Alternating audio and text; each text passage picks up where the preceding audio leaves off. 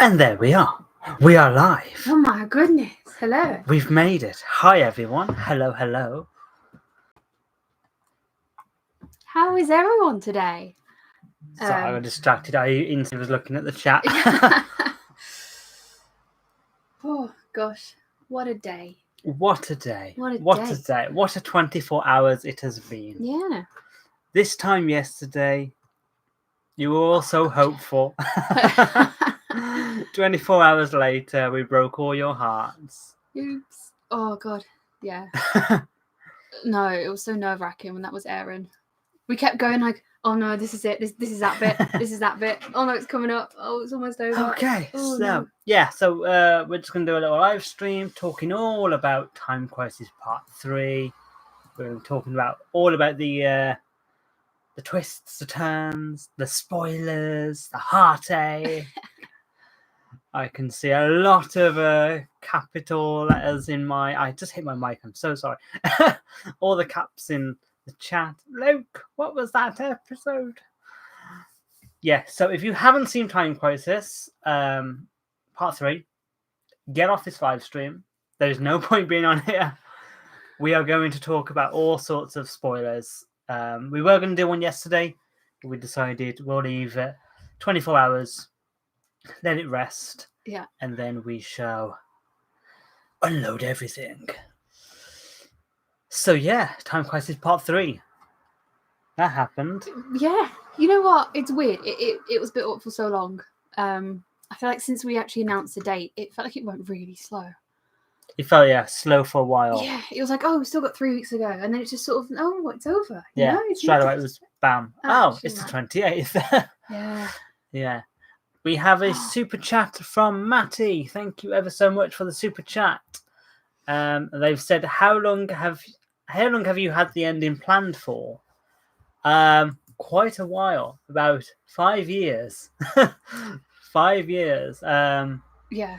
Yeah, it's quite mad. Not a lot of the cast and crew sort of know the ending. It's sort of one that I've been like, let's end it bad. Let's end it bad. There was a point in the writing stage which was I hadn't finished writing the script, and it was like the day before we were filming, and Ben and Dom were here with Meg. And I was upstairs trying to finish that very last scene. And I didn't know how to end it. I was like, there's 2 possible endings here. It could end like quite triumphant, or it could end really badly and sort of leave a sour taste in your mouth. You did a vote, didn't you? Yeah, I went downstairs and I said to Meg and I said to Dom and Ben, I went, this could end 2 ways. What are we thinking? Let's take a vote. And we all decided for the ending that you see, because it was like, yeah, let's end it like that, because that would be kind of cool to do. Drama, yeah. It's all for the drama. I'm glad we did, it worked really well. Yeah. I mean, that's the thing, like, it's very rare that the villain wins, and to have the trickster win, to have the trickster actually be like, I actually won. Finally, after all these years. It's so unique. Like, I wanted to make sure that you guys just didn't predict that that ending at all. So yeah, and we have another super chat from Andy App. Thank you very much, Andy App. Thank you. It's very, very generous, very generous. And they asked, fantastic acting from everyone, but Megan absolutely smashed it. Right in the feels. Loved it from start to finish. Thank you. Yeah. This whole episode, it's Meg's departure. This whole story was Meg's departure. She just doesn't get to depart because the doctor gets to leave before Meg does. Oh, it's mad. Yeah. No, thank you. That means a lot. Yeah. Yeah. Yeah. It was. Yeah. It's very emotional. Lots of so much emotion. Yeah. It meant a lot. The script. I don't know. Like it was a challenge, but I was really one that I really, really wanted to do. Remember when we sort of discussed the plot and you had an idea for a monologue, and I was like, please give me a monologue. You said I really want to do a monologue. I want a monologue, and I was like, you want a monologue? I will give you a monologue. Yeah. And I gave her this like whole page of a monologue, and then you just learnt it and did it all in one take. There's 2 takes you did, but you did both of them in one solid take, no breaks, nothing. Yeah, because originally in the edit as well, it was just purely. It didn't cut back to anything. You as didn't well. cut back, it was just but purely the I monologue. opted to cut back to a few things just because I thought it was quite nice seeing Tommy again. Like, hit the feels a bit more, you know. memories. Yeah. No, thank you. We will talk more about that because we have another super chat right now. From Ryan. Ryan Spear says, only asking who would be the Phoenix Doctor, Meg Rose. Now the question, I like the rose on there. It's funny. the real question is not who is the Phoenix Doctor. That doesn't matter. What is the Phoenix Doctor? Ooh. The Phoenix Doctor is something very, very different. And that role is not defined by a person. It is a concept. And that's all I'm saying. All will be revealed soon. You will find out what the Phoenix is, who the Phoenix is. You'll find out absolutely everything about what the Phoenix is. A bird. He's cast a bird. I've cast a bird. Yeah. But yeah, the Phoenix is... The Trickster mentions the Phoenix Doctor in the very last shot. The Trickster says, the Phoenix will rise and the Eternals will conquer and I will reign triumphant. And I remember when we shot that on the day, no one knew who the Phoenix was. It was only me who knew who the Phoenix was. And Ben was like, what's the Phoenix? And I was like, all in time. And that was shot like 2023, that was shot.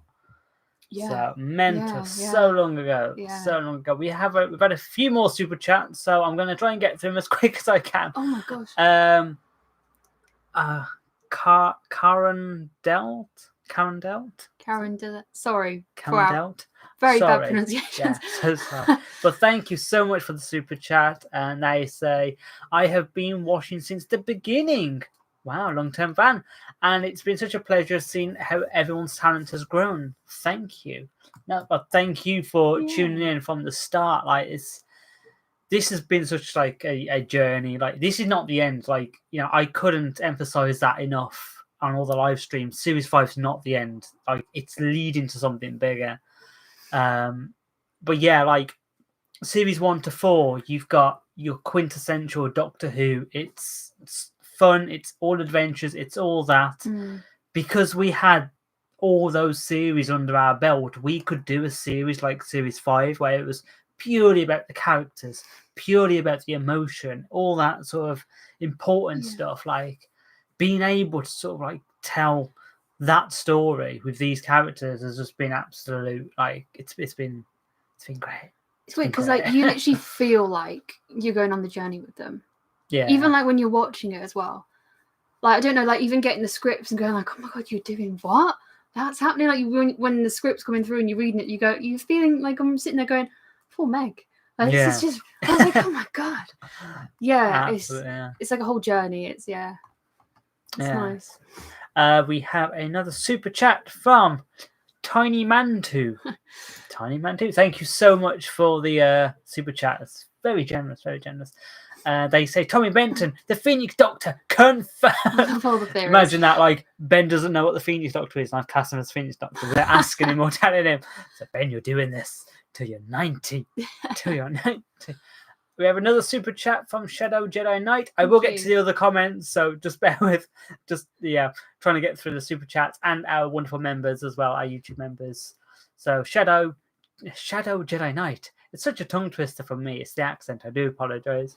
I really enjoyed this episode. The cast did wonderful and an amazing job, and I was surprised, cried, and more surprised. I rate this episode a 5 out of 5. Thank you so much. Like watching the live chat when everyone realized that Tommy was sacrificing himself. Yeah, like everyone's like, no, Tommy, and I was like, what have we done? No, and the bit we went back to the street scene, everyone was like, oh my god, they made it. Then it was like, hang on, wait. Yeah, like you knew something they was made wrong. It, but Tommy didn't make it. They're like, no, don't do this. And everyone was just like, just seeing that emotion, like the fact that you guys feel that attached to these characters. It just shows that what we've done, we've obviously done a good job to make sure that people feel because like how you feel about these characters is like how we do. Like these characters mean so much to us. Dom has been the Doctor for 10 years. Like he was cast 2014. The Purple Doctor and him they're essentially one. And so me with little Red and Meg with Meg. Meg. And Tommy with Ben with Tommy. Same person. You know, it's so the line between the character and the actor becomes so blurred because they're such a big part of our lives. Yeah, it's like, you know, I've cried whilst editing this episode. Like when I was editing, I was like, this is really sad. You showed me the credits. I cried at the credits. I was like, oh, Series 5's over. I started crying at the credits. I was like, it hits this you, is doesn't it? really sad. Isn't it? This is really I think sad. it's just part of our daily lives, isn't it? You get attached. It is, yeah. Blimey, we're getting some super chats. Oh my god. TV license man. Oh no. Thank you so much for the generous super chat. They say, hey, I love the episode and it was definitely Dom's highlight performance. My theory is the Phoenix Doctor will be an alternative Doctor orchestrated by the Trickster to use the Doctor's legacy for chaos. Ooh, that's a good. Very cool concept. That is a very cool concept. I love that. I love with the Trickster, you could literally do anything because it's the Trickster. Yeah, like, you know, I love the fact that like when he was tormenting Meg and just manipulating, and the chat was like, don't do it, Meg! Don't listen to her! He's manipulating you! She's gullible, you know? Yeah, but that's the thing, like, it's a story about grief, and I look at it a lot of sort of with my own grief of what I've been through in the past and like the people I've lost and family members and stuff like that, and it's like, that's how you feel. You are willing to do absolutely anything to bring that. If someone turned around to me and says there's a chance that you could bring so and so back, I'm taking that chance. Like, of course you're selfish when you're grieving. Like, all you want to do is be with that person again, like no matter what. And that's what I tried to bring to the script. We're going to move on very quickly to the Up the White Blogs. Another super chat. Thank you ever so much. Why did seeing Little Red appear made me cry? It makes me miss your Doctor more. To be honest, I hate to be biased, but that's my favourite scene because it's so important for not for Little Red, but for Meg's character. Like, she at this moment in time when she's low and she's desperate, she basically hallucinates her own thoughts as the Doctor for comfort. Like, you can tell, you know, she's just, you know, she's lost Tommy, she's going through a lot, but then she's angry at the Doctor for lying to her. But then ultimately, obviously, she doesn't want to be angry at him. She wants to, like, it's the Doctor. She loves him. Like, she still loves the Doctor, but so it's sort of she goes back to that comfort. Yeah, she needs someone to tell her it's okay to leave or it's okay to stop.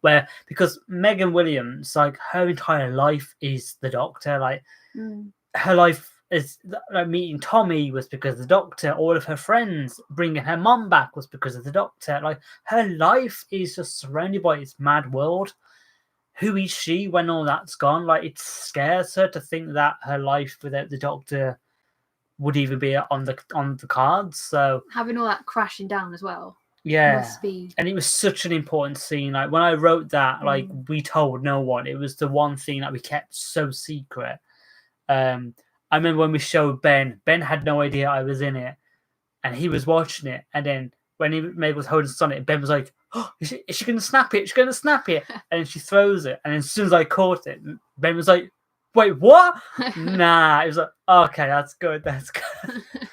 Yeah, but no, honestly, like, I only said that I would only come back if the story was right for me. Like, the remaster doesn't count because it's really treading old ground. Like, my story ends at Fall of the Doctor. I would never plan to sort of come back in any other capacity. I wouldn't come back and go, "Oh yeah, I'm the Doctor now. I'm the current Doctor," because I'm not. I'm the Doctor in the past. Dom's the current Doctor. So I would only come back if the story absolutely required that. And Felt I right. think it did. When I wrote it, I was like, this makes so much sense. But that scene was originally written to 13's regeneration theme. Yeah. And I remember when I sat on the bed, I listened to the music, I got in the zone, I started tearing up. I was like, this is so emotional. I'm really feeling this. And it just felt so surreal. Like, again, like it's that whole, for the first time in all these years, I'm finally understanding who the little red doctor is, and I know how to play him so much better than I ever did. That when I get into that role, I'm like, home. Yeah. So we have another super chat from Doctor Who Mania. Thank you for the super chat. I love the episode, guys, and the ending was jaw-dropping, to say the least. Also, the scene with you and Meg completely broke me completely. Yeah, like I say, the ending, I wanted to leave all of you like in disbelief of what just happened. Like, you all expected a regeneration, and you know, not quite. me and Dom have been laughing to ourselves for the last God knows how many months, because we've not mentioned anything about regeneration. It's just been this thing that everyone speculated, because Dom mentioned how he completed the series and it was the end of series 5, and everyone assumed, oh, it's the end of the series. And it's like, no, it's not. Yeah. And straight away there was so much speculation that Dom was leaving. He's going to regenerate. And me and Dom was just there like, do we tell them, or do we? And Dom was like, no, we don't. And I was like, let's do it. And we just literally just sat there in silence and let you guys cook. And when you all expected a regeneration, you never expected him to blow up. No. Yeah. I remember when we was on that location, and Dom was like, so what's the effect going to be like? I went, it's going to be blue with a bit of black. You're going to explode, mate. And he was like, gotcha. We have another super chat from Louise Kane. Oh, thank you. Thank you, Louise. Love your reactions. reactions. Thank you so much for your reaction. Like, the whole of series sorry 5. for making you cry. We felt so bad. Thank you. Louise says, again, thank you for unleashing your imaginations. Pleasure is all ours. Like, to be able to have a platform to tell these stories and with these characters, it's just, it's our privilege, really. Like, that's all I can say. Another super chat from Tiny Man 2. Thank you again. The fact Luke puts more thought into a series finale than RTD is insane. We need more. It's a shame we have to wait. Much love. Hashtag Tommy Benton gang.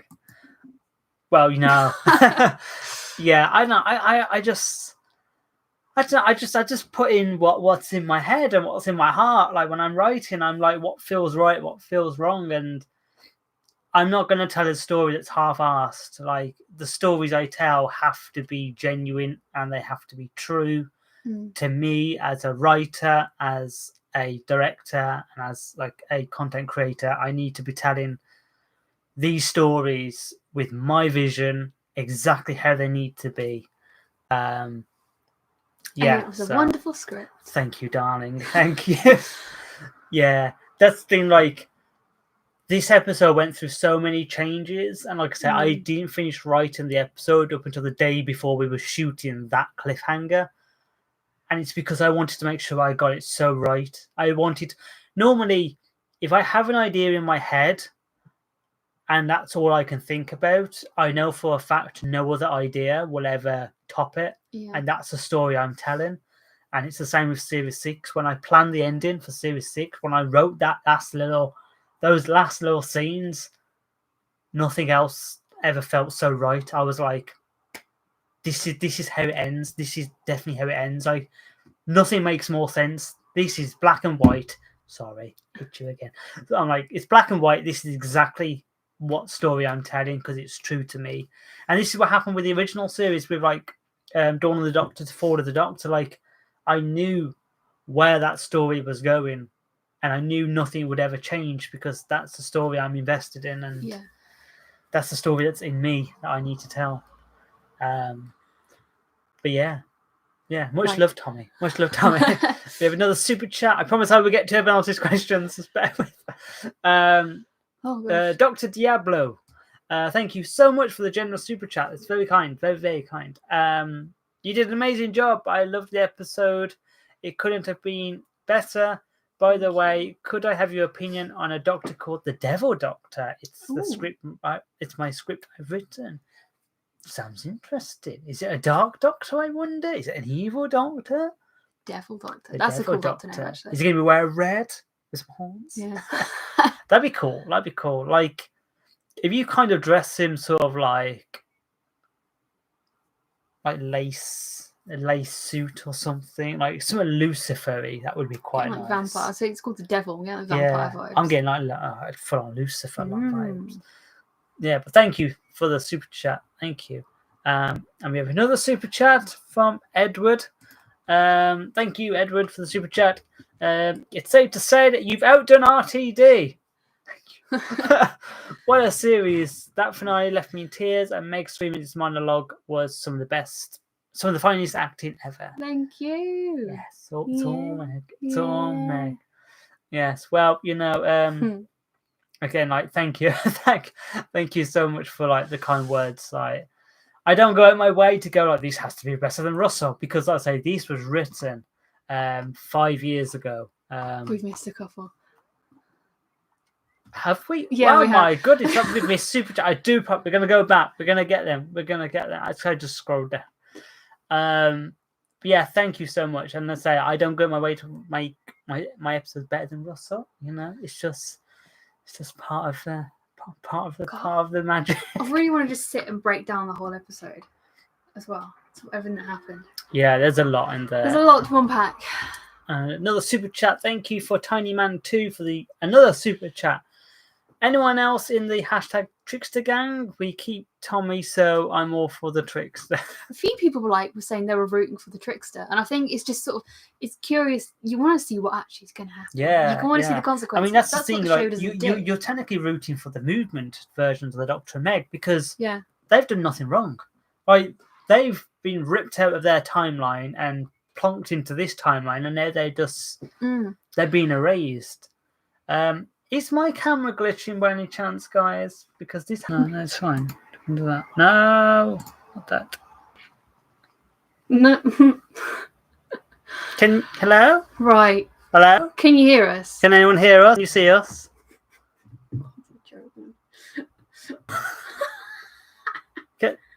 Can you hear us? They probably can't just see us, right?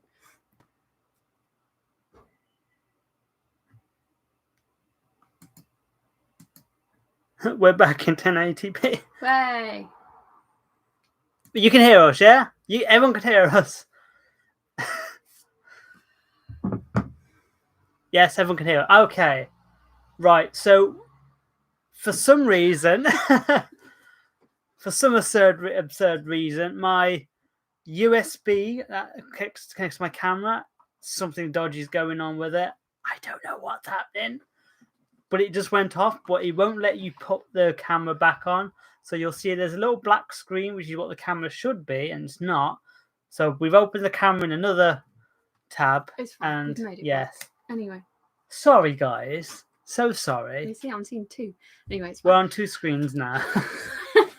That's never happened before. No. Yeah, I'm going to have to get a new USB, I think. Right, we are. I'll show you where we are. Yeah, it just went off. It's all good. Right, we'll get through this really quick. Yeah. Super chats. Sorry, and guys. then we'll get there. Right. Cool. Another super chat from Louise Kane. Thank you. Thank you, Louise.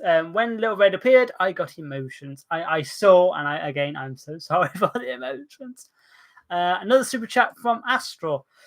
Thank you for the super chat. Thank you. I followed you since 2014, and your acting is so good, guys. Can't wait for Series 6. I do have a question, though.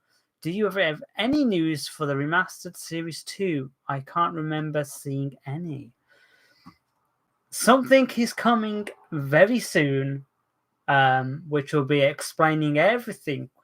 Sort of a, what do we call it? Like, basically, we're going to go back and reintroduce the remastered series because we've got a lot of new audience. So we need to sort of do a video where we sit there and be like, right, guys, this is the plan going forwards.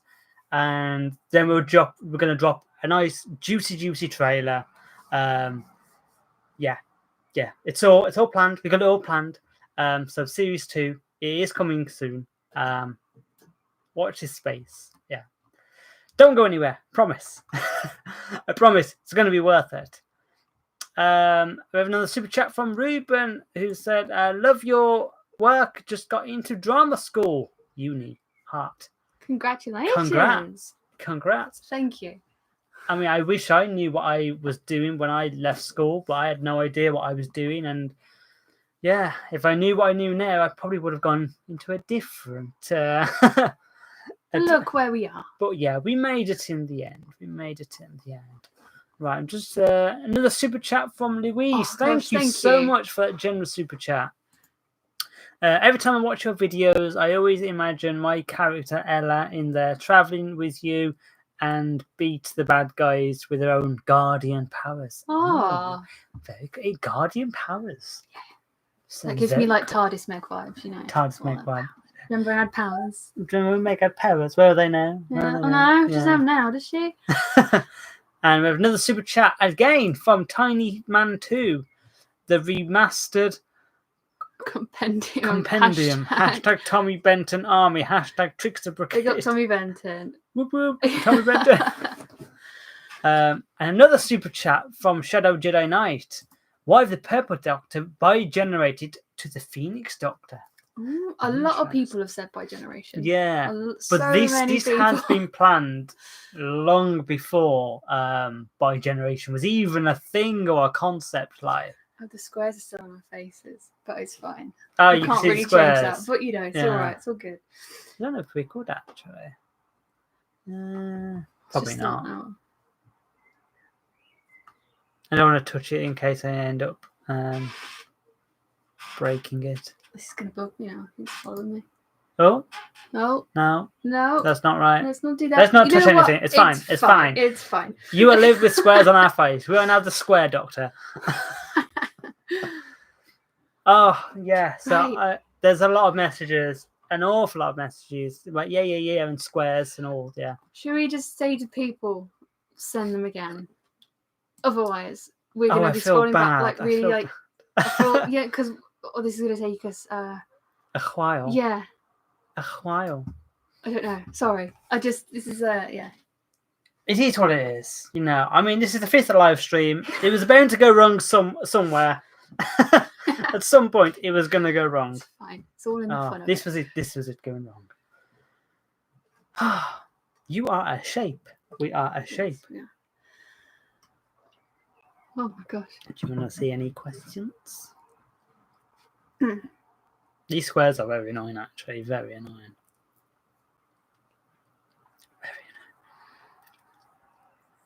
What about tri-generation? A tri-generation? Oh, that might be painful. Might be very painful indeed. It's mad, though, because we shot some of those scenes. How far back for the finale? Was it 2021? I think... I feel like maybe 2020, 1 or 2. A couple we did in 2020, I think. The drunk scene we did in 2020. That was 2020, I think. No, it was 21. What was that? That was 2021. That was 21. Yeah. The therapist scene, the monologue scene, that was 2021. And the street scene with Luz and Tommy was 2021. It's mad that we've been sitting on this for like 4 years. It's been a while. Yeah. It's been cooking. Yeah. Yeah. Yeah, it's mad. We have another super chat from Louise. Thank you so much. One more thing. I hope we get to meet in person. Absolutely. I would love to meet you, Louise. Like I said, when we're in up Scotland. If we ever go to Scotland, we're coming for you, Louise. Yeah. We're coming for you. But yeah, like it's mad to think like so much has just been sat there waiting. Like it's crazy. It's been like a long time. A long time. Yeah. Just gonna read a few messages. After watching last night, gutted, was expecting the Purple Doctor to regenerate into Megan, and she became the new Doctor. Too many people are saying this. Yeah, let's say no one will guess what the Phoenix is because it's something totally new and different. And I'm so excited to share it with you. But there will be further announcements with Phoenix and with Series 6 that'll be coming later. We're not going to leave you in the dark. There is a plan. It's a good plan. It's a good plan. Just stick with us. Trust the process. Because there's a method to the madness. Yeah. There is a method to the madness. Oh, we have Rory in the chat. They've been cooking. We have been cooking. We've been simmering for the last 5 years. Sean says, "Were you actually drunk, Meg?" No, I wasn't actually. It was method acting. She literally just. I can't remember what was in the shots. Cannot remember. I think it was. Wait, was it actually a drink? Yeah, you drank a drink. I think it was your electrolytes drink. Oh, it was. Yeah, I remember. Shot in electrolytes. Yeah. Oh yeah. Gosh, I remember that. Yeah, it was. It was. Yeah. No, I was not. To be honest, that scene was very fun. Yeah. It was. I was quite nervous filming that, but it was really fun. Just get to be silly and angry. And Dom did really well in that scene as well. And I felt really bad for having to push him so much. Several times. I got really into it, yeah. See, what I love about that scene, though, when Meg's like, best friends don't lie to each other. Best friends don't change their faces. It's like, she's at this point where she doesn't believe this stuff she's saying. She's still not hung up about the Doctor throwing her out the TARDIS in How Time Flies. She's just using whatever she can as ammunition just to get the Doctor to be like, just fight back once. I want you to fight back once. I want to be justified for my actions. And just having Meg just be like, everything I could possibly throw at you. You change your face. I'm throwing that at you. You threw me at the TARDIS. I'm throwing that at you. You killed my boyfriend. I'm throwing that at you. Because if you've been betrayed like that, you would be thinking back over everything, wouldn't you? And you go back to everything would just sort of accumulate and be like, she'd look at everything and go, this ain't cool. This is not right. This is not fair. I kind of thought she'd be thinking back to the moment where obviously you changed right into Dom, which is why she's thinking about, the very first time you changed your face is when you threw me out the TARDIS. Yeah. And then since, they've had a nice journey in Series 5. Yeah, it took a while. They got there eventually. It was, I wanted to make sure that their characters, it wasn't by episode 2 we're dandy. I wanted there to always sort of be a level of friction between them. Because if you've got a best mate and you've been traveling with that best mate for several years, he's trying to go rid of the squares. I am, yeah. And you've been traveling with those people for that person for several years, and then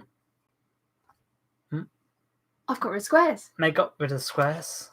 We've been de-squared. Right. Oh. Sorry, that was annoying me. And then your best friend just all of a sudden changes their face. You're not going to be very quick on that. And this is what the TV show doesn't do. Regeneration isn't a puff, I exploded, that's it, job done, let's go on. Regeneration is a process that should take years for it to sort of settle in, for the Doctor to sort of work out who they truly are. Dom, you pushed me halfway across the street. Yeah, some say Dom's still falling. The wide shot, Meg pushed Dom so hard, Dom fell straight out of frame, and I was just fell over. I was like, I was like, Meg. I mean, Dom did say, just go for it. Just go for it. Yeah. Yeah, and this was before Meg went to the gym. God help if we film that now. I've also noticed we have Elise in the chat. That was Matt. Just driving past. Yes, Matt. There we go. We noticed this time. Matt plays the Cyberman. And he plays the movement. He plays a lot of the characters under the masks. He's who fought Dom, and he's who fought me in the sand dunes. And every week when we do a live stream, he drives past our house and honks his horn. So every time you hear a horn honk, it's Matt. God's sake. He's probably so smug right now. He's probably in his car laughing his head off. Yeah, as I was saying, we have Elise in the chat from Echoes. You got me. It's like, oh, there he is. You got me. We got you. Yeah, we heard. We've got the windows open, Matt. We heard you. Yeah, we have Elise in the chat from Echoes. Echoes Destiny. The Doctor falls to Meg's push. She's always pushing the Doctor around, isn't she? Yeah. Time Crisis Part 3 was insane. Very well done, but I gotta know, is this the last time we see the Purple Doctor, or will we see more of him? Well, I can confirm that the Doctor did die at the end of Time Crisis Part 3. Not just the Purple Doctor, the Doctor. The Doctor is dead. He's gone. Man does not exist. They've gone. Like, there's an important line which Meg says when she says, he's gone. I can feel it in here. Because in Venusian Aikido, the Minnesota, the Doctor says to her, we're connected, and no matter where we are in the universe, you will always feel it in here. And that's sort of like, that was an important line for this, where it comes back to this, and you sort of see that Meg can't feel the Doctor. He's not in this universe. He doesn't exist anymore. He's gone. So the Doctor's gone. Like, it wasn't just the end of the Purple Doctor. We killed off Doctor Who. So you've just to think about that, you've got all these villains from alternative timelines, which I really want to get on to talking about next.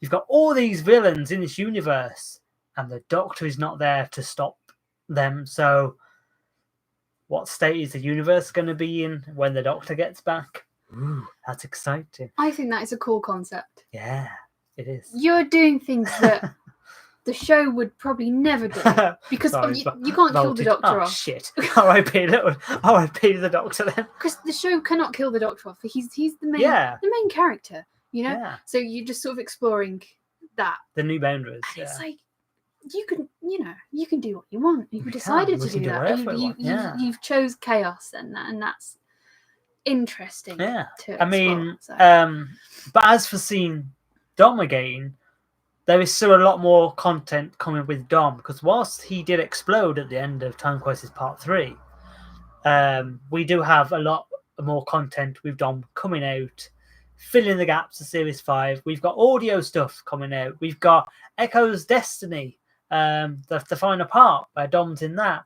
We've got some other cool little stuff where Dom's popping up in. It's all coming out. There's still plenty of the Purple Doctor. It's just chronologically, this is the end. This is the end of the Doctor. But yes, there is more Purple Doctor to come.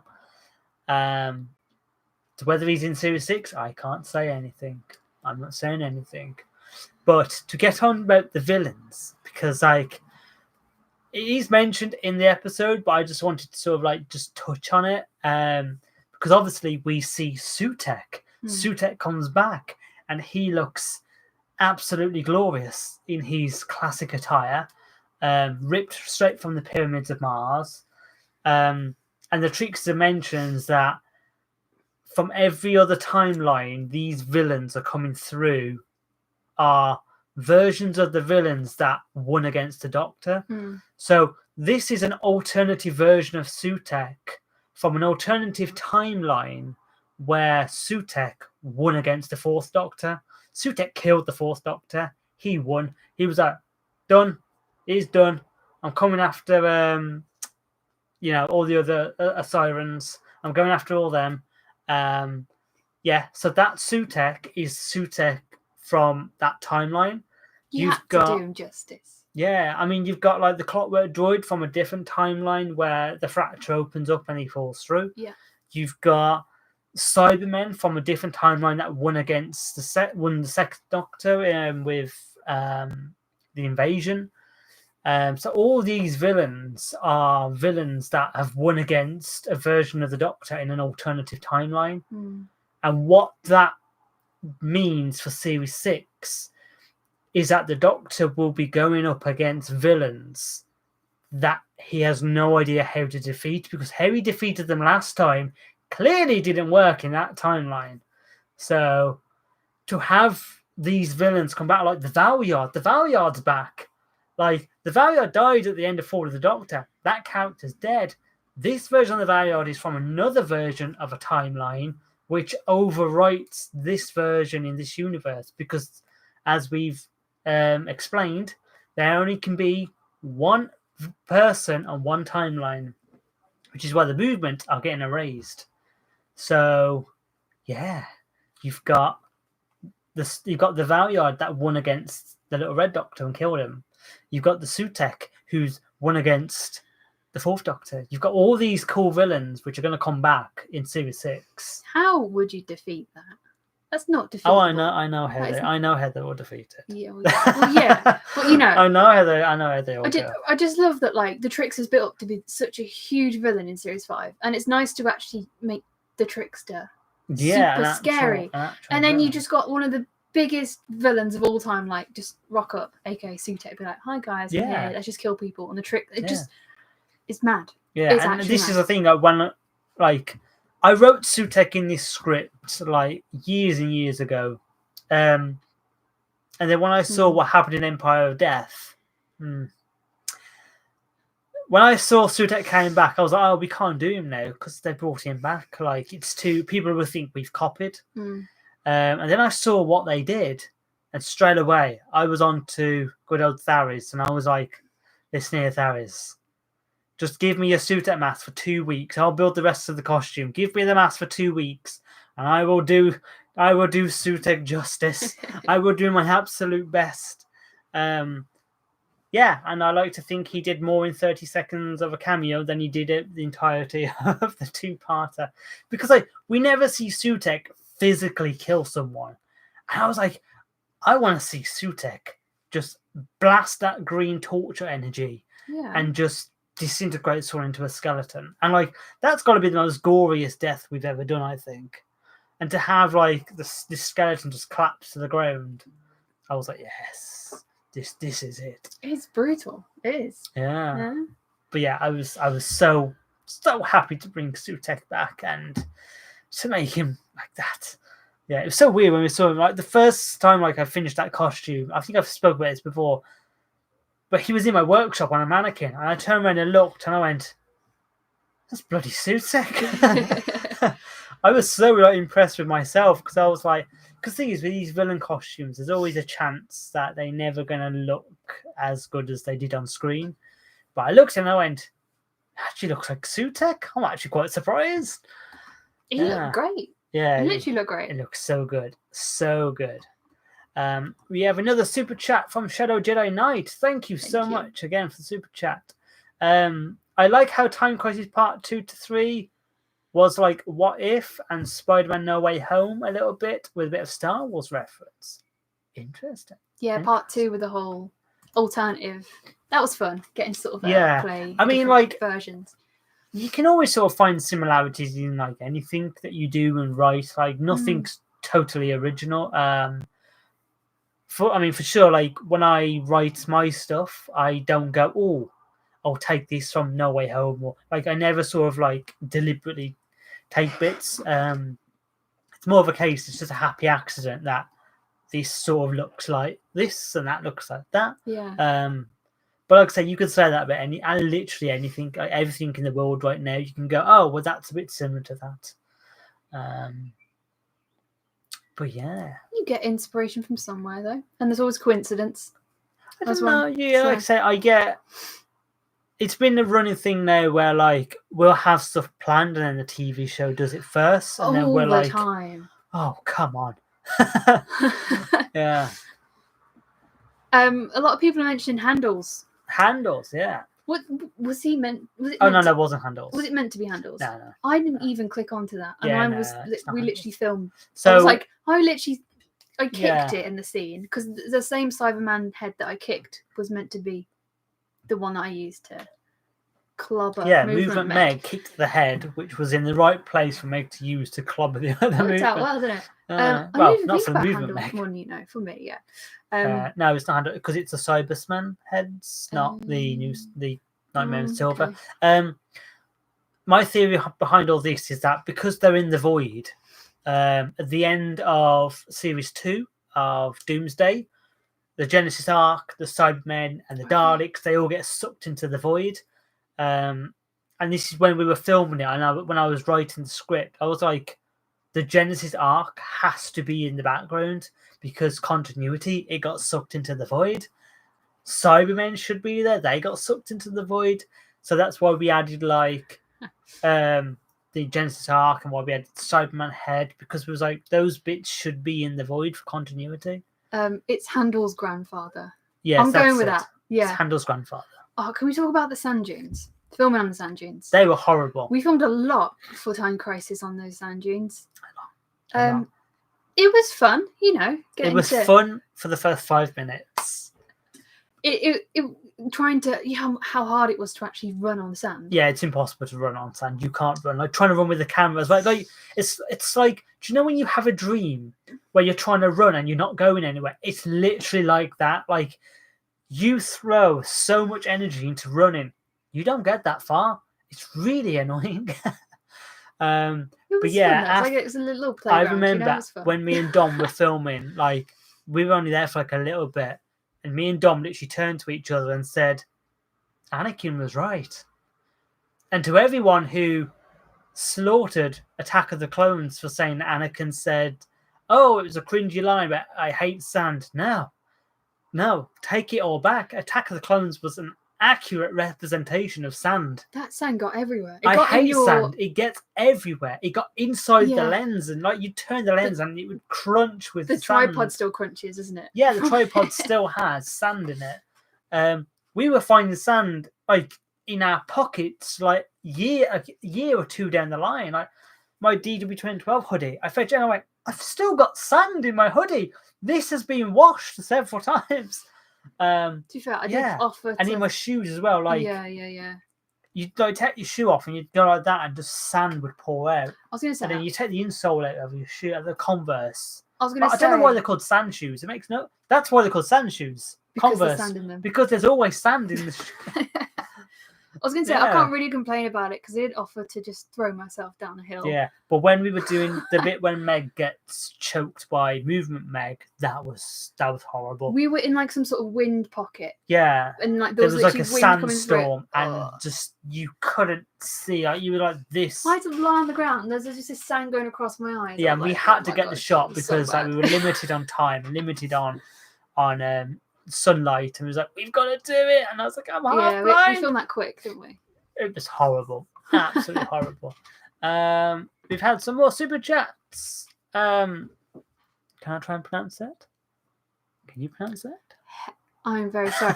Hepolino. I'm sorry. Thank you, Hepolino, for the super chat. You should cast Tardis as the Phoenix Doctor. Could you imagine? Oh, that'd be fun. Tardis already had a cameo in your episode, didn't he? He did. Yeah, Piper's in the background right there. Piper. Yeah. TV license man is back again. This time giving us money and not taking away money. Thank you, Mr. TV license man. Would you ever do a serialized series like Flux? Yes, there is one planned. It's I think I've already confirmed it. I'm sure I've already mentioned on the live stream that Series 6 is going to be a serialized series. Where it's one big story told over several gorgeous parts. So there you go. We have another super chat from Shalom Wilson. Shalom. Funny. Thank you for the super chat. Update on Torchwood. Unfortunately we don't have a Torchwood anymore. We don't. There's no spin-off for a Torchwood thing. That's all I can say on that. Sorry. Oh no. We have another super chat from the Tardis legal Legelmans. Sorry, we're very crap at English. But thank you so much for the super chat.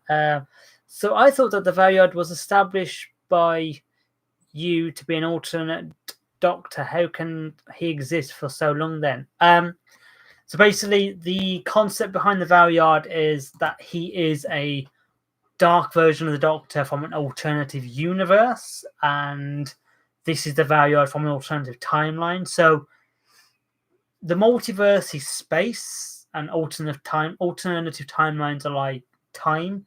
So they're two separate things. The multiverse is like weird and wacky, and things are subtly different and totally completely bonkers and different, whereas like the timeline is sort of like there is one timeline and there's all these branches that sort of go off, but they don't last and they die off. So when the time fractures opened, all these alternative little timelines, which you see in part 2 when the timeline appears and the Doctor says, oh, those are the timelines spreading. All those little timelines, they just naturally die off. They never sort of exist. But the time fractures opened and allowed those villains to fall through for that split moment. And now they exist in this timeline. And coincidentally, they're all villains who have died in this universe, this timeline. So yeah, that's why they can now exist in this timeline. Time's not trying to erase them like the movement. Because with the movement, the Purple Doctor and the Pastel Doctor, we'll call him Pastel Doctor 2, because there's 2 versions. The Movement Doctor and the Purple Doctor, we'll just say that actually, it's a bit easier. Those 2 are the exact same character at the exact same point in time, down to the split second.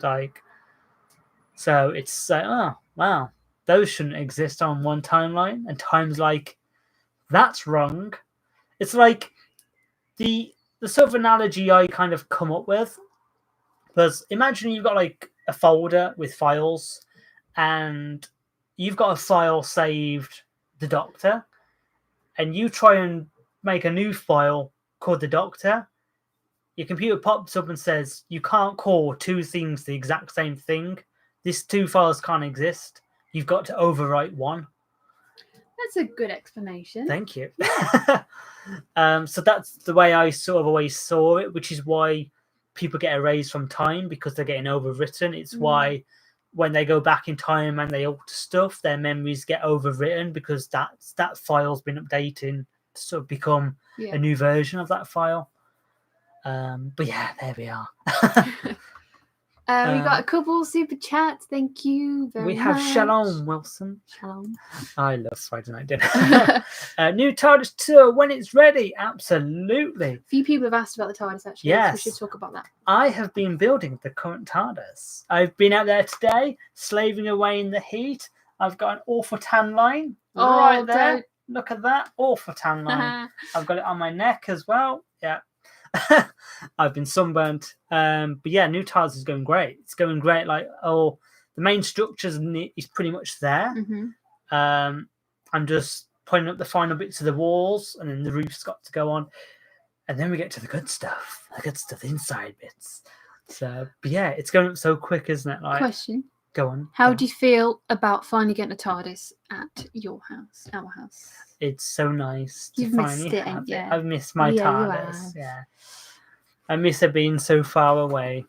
I mean, she's 20 minutes away, but like, it's still too far. You want the TARDIS in your garden, right? That's the whole point of having a TARDIS. Yeah, I have missed it, so I will be glad to sort of see the new TARDIS here. But like, the scale, like when the walls went up. Oh, it's ridiculous. Well, so it's huge. Even I went, Luke, come on, this there.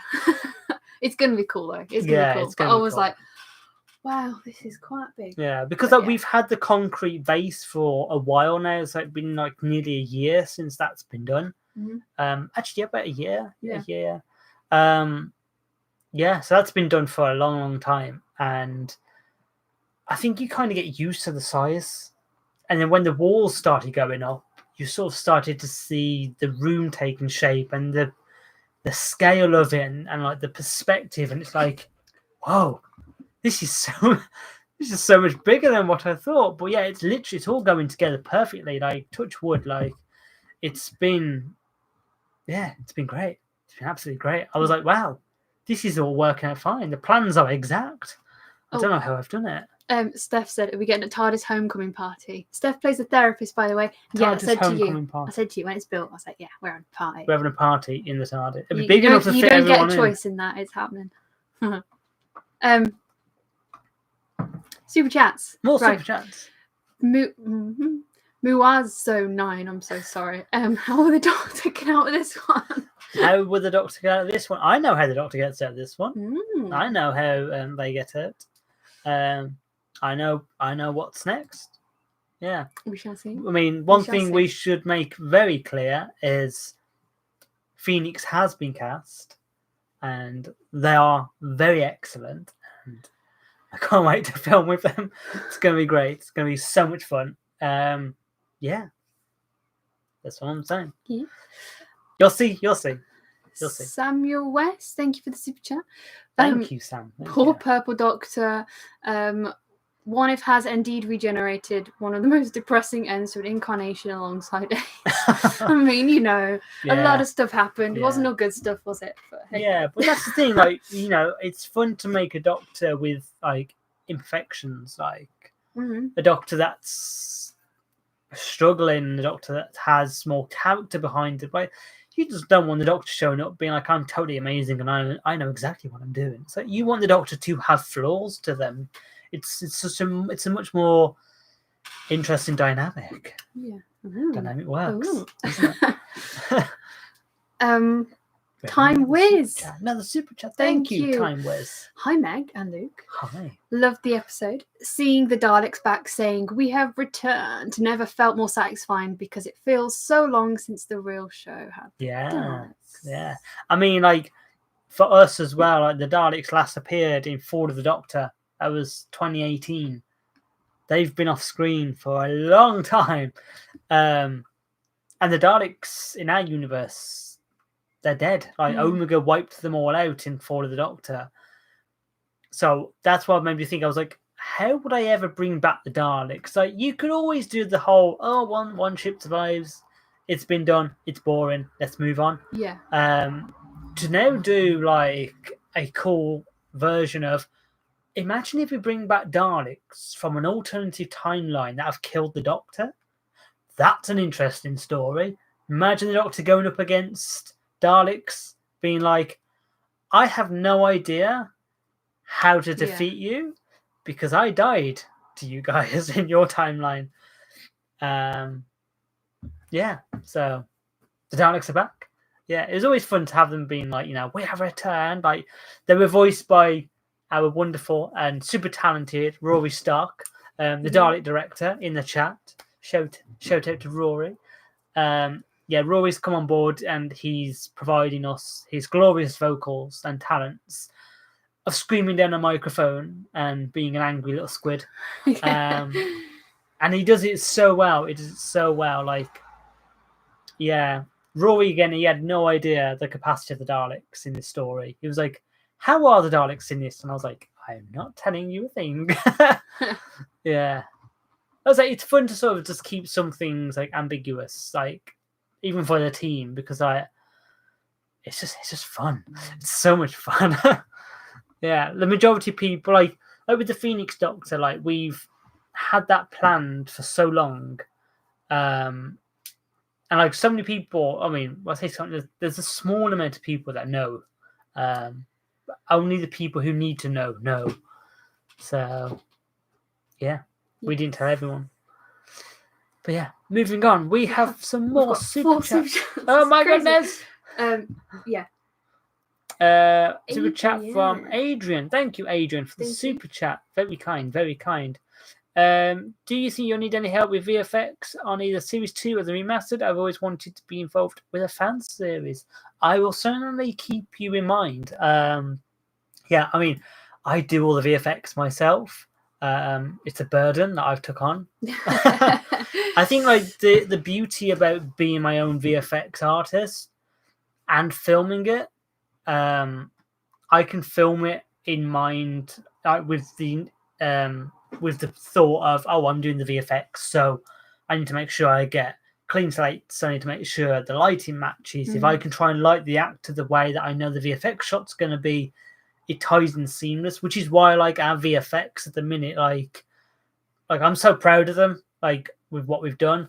And I think They like look great. I was gonna blow my own trumpet. They look great. Yeah, I do feel like we're at a really good place with VFX, and I think that's because we're at this lovely spot where I can sort of think ahead and use the director inside me to be like, right, think of the VFX, and then the VFX artist in me going, right, don't forget to get this. And those two together has sort of made the VFX become quite seamless. I think as well, you're very determined. So if you don't know how to do something, you'll just learn. Yeah, I do learn on the job. You go, you write in the script and go, I have no clue, and then you'll just make it happen. Yeah, there's so many times where I've just been like, I'll just write it and I will worry about it later. Yeah. There's, I mean, like the VFX shot when Meg uses the time scepter and it's just chaos. We first did that with no lights, no fan, nothing. It looked crap, and when I tried the VFX, I was like, this doesn't work, because there should be velocity coming off this time scepter. There should be power. There needs to be, your hair needs to be moving. So we reshot those little bits with Meg with the time scepter. We had the light flickering on her face. You had a leaf blower on your face. Oh god! Every time I was took your breath away, doesn't it? It takes your breath away because of how powerful it is. And then when I did the VFX, the orange glow with the light in the room, and you put them together, and it was like seamless, because it's the two things that are merging together, like practical effects and VFX. Yeah. And it's just that nice little middle ground. Right, Shadow Jedi Knight. Hi. Another super chat. Oh, thank you ever so much. Thank you again. I can't thank you enough.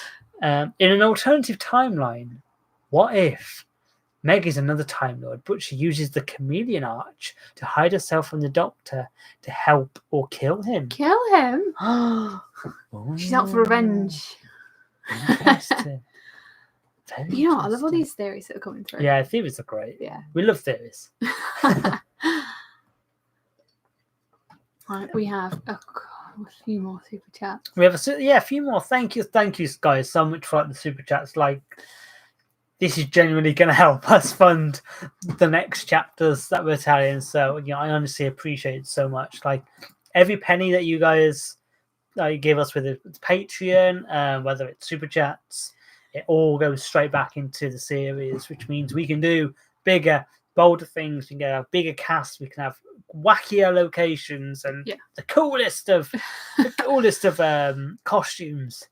So I thank you ever so much for super chats and just support. It's very kind.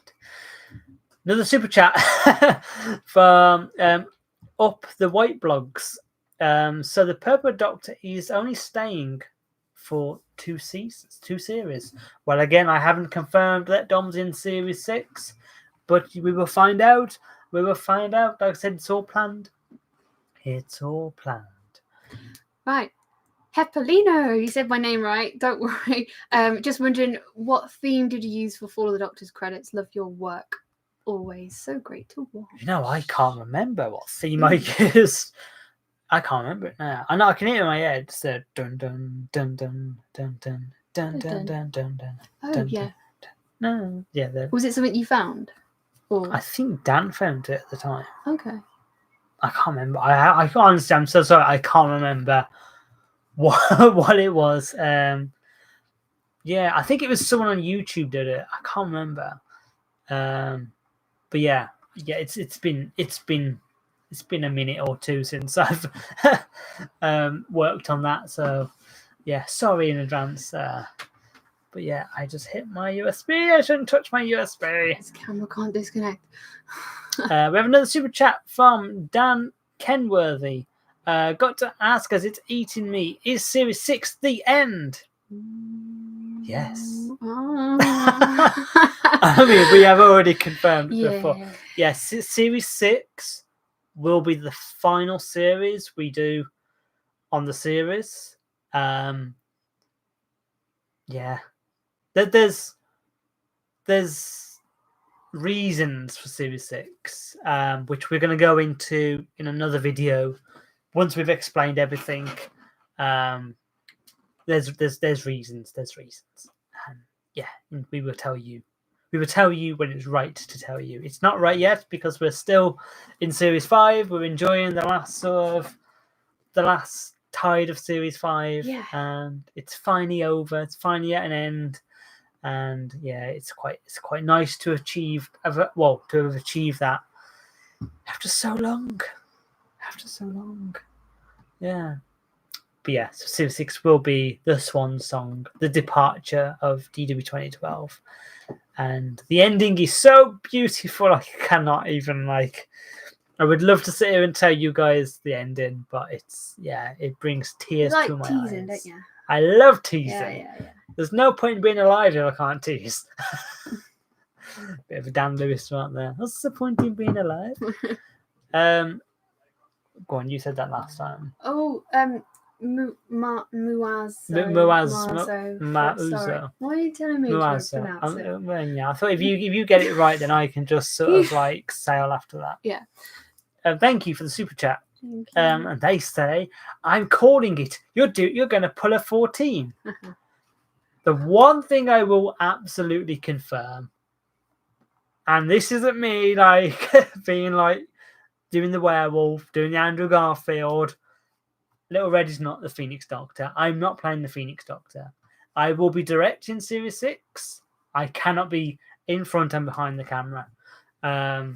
With the remaster at the minute, with me trying to be the Doctor in front of the camera, I have a very talented director who's come in, and he's directing the entirety of the remastered series.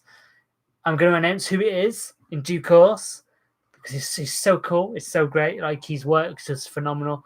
Yeah. So I can't be in front and behind the camera at the same time, unfortunately. And Series 6, I want to be directing it. I want to be just focusing on just making this the best ending for the show ever. So yeah. And all right, we're caught up, so now we can answer some questions. Do you see any questions you fancy? Oh, okay. So sorry. We're just reading questions. Bear with us. We're old now. It takes a while for us to read. Bigger Tardis. I'm now even more excited for the next season. With the great writing, acting, and effects, the Tardis size was the only part that occasionally reminded me that this wasn't an official spin-off. Oh. Well, you will love the new Tardis. The new Tardis she's gonna look the best she's ever looked. My determination for this new Tardis is that I want someone to walk in and go, this shed could possibly take off. I genuinely want people to think that. Someone says, new TARDIS? What? Yes, we're getting a brand new TARDIS set. The old one will be dismantled in, quite soon, actually. This is quite sad. It'll be quite sad to sort of see that old set go. It's funny because, it's kind of all come out at the same time. With Series 5 ending and the new TARDIS being built and the old one being ready to be dismantled, it feels like it's the end of a chapter. It's so many memories. That TARDIS is essentially Dom's TARDIS. He used that TARDIS longer than I have at this point. So it'll be quite sad when that comes down, because a lot of memories have happened in that little set. It's been a long time. Yeah, we've shot the whole thing pretty much. The whole of Series 5 was in there. But yes, it's been documented. Yes, it's been documented. I'm trying to remember to document it, but when I go out and I'm just I start working, I look at my watch and I'm like, oh my god, it's 8 o'clock at night. And I haven't filmed a bloody damn thing. I walk out and I'm like, Luke, give me your phone. Yeah, Meg has to walk out and film stuff. And I'm like, oh, sorry. Yeah. Yes, we are. Yeah. Yeah. I mean, like at the minute, it's just sort of like the outside structure of the building. It's not really like the juicy Tardis bits. So we're going to get into that in more depth. Yeah. Yes, a lot more depth. Yes. So, how do you feel that Series 5 is now complete? I'm glad. I'm like it feels nice. It feels nice. It feels nice that we've reached that point where it's like, oh, it's over. Like we could have ended it at Most Hated Man and gone, we can't do it anymore. Let's just not. But I'm so glad that we were there. He's cat. Bye bye. It's fine. It's so nice to sort of like get to the end of it and actually succeed in it, like because we've had challenges after challenges after challenges, like all the time we're doing anything. Yeah. So I think to kind of get to the end, it's a nice feeling. It feels like it's a big achievement. It does. It's a bit bittersweet though, because it's sad that it's out there. Yeah. But it's nice to be able to talk about it and sort of all these things that we've had under wraps for so long. People have actually seen now, but it's like kind of like, now what? I don't know. It's like yes. Once the episode came out, me and Meg just sat on the sofa for like 3 hours. We like the TV wasn't on. We were just sat there in pure silence, and we were like, "What do we do? What do we do now?" Oh, it was mad. And I messaged Dom, and Dom messaged me, was like, "I'm just sat on the sofa, and I have no idea what to do." And I was like, "Oh my god, same." And we were just there like, is this what it's going to be when it's over? Like, just get a new hobby, wouldn't you? What do we do? I don't know. What do we do? I think we just don't stop. We just keep going. Watching Series 7, Series 8, let's go. Yeah. It was nerve-wracking when it was airing as well.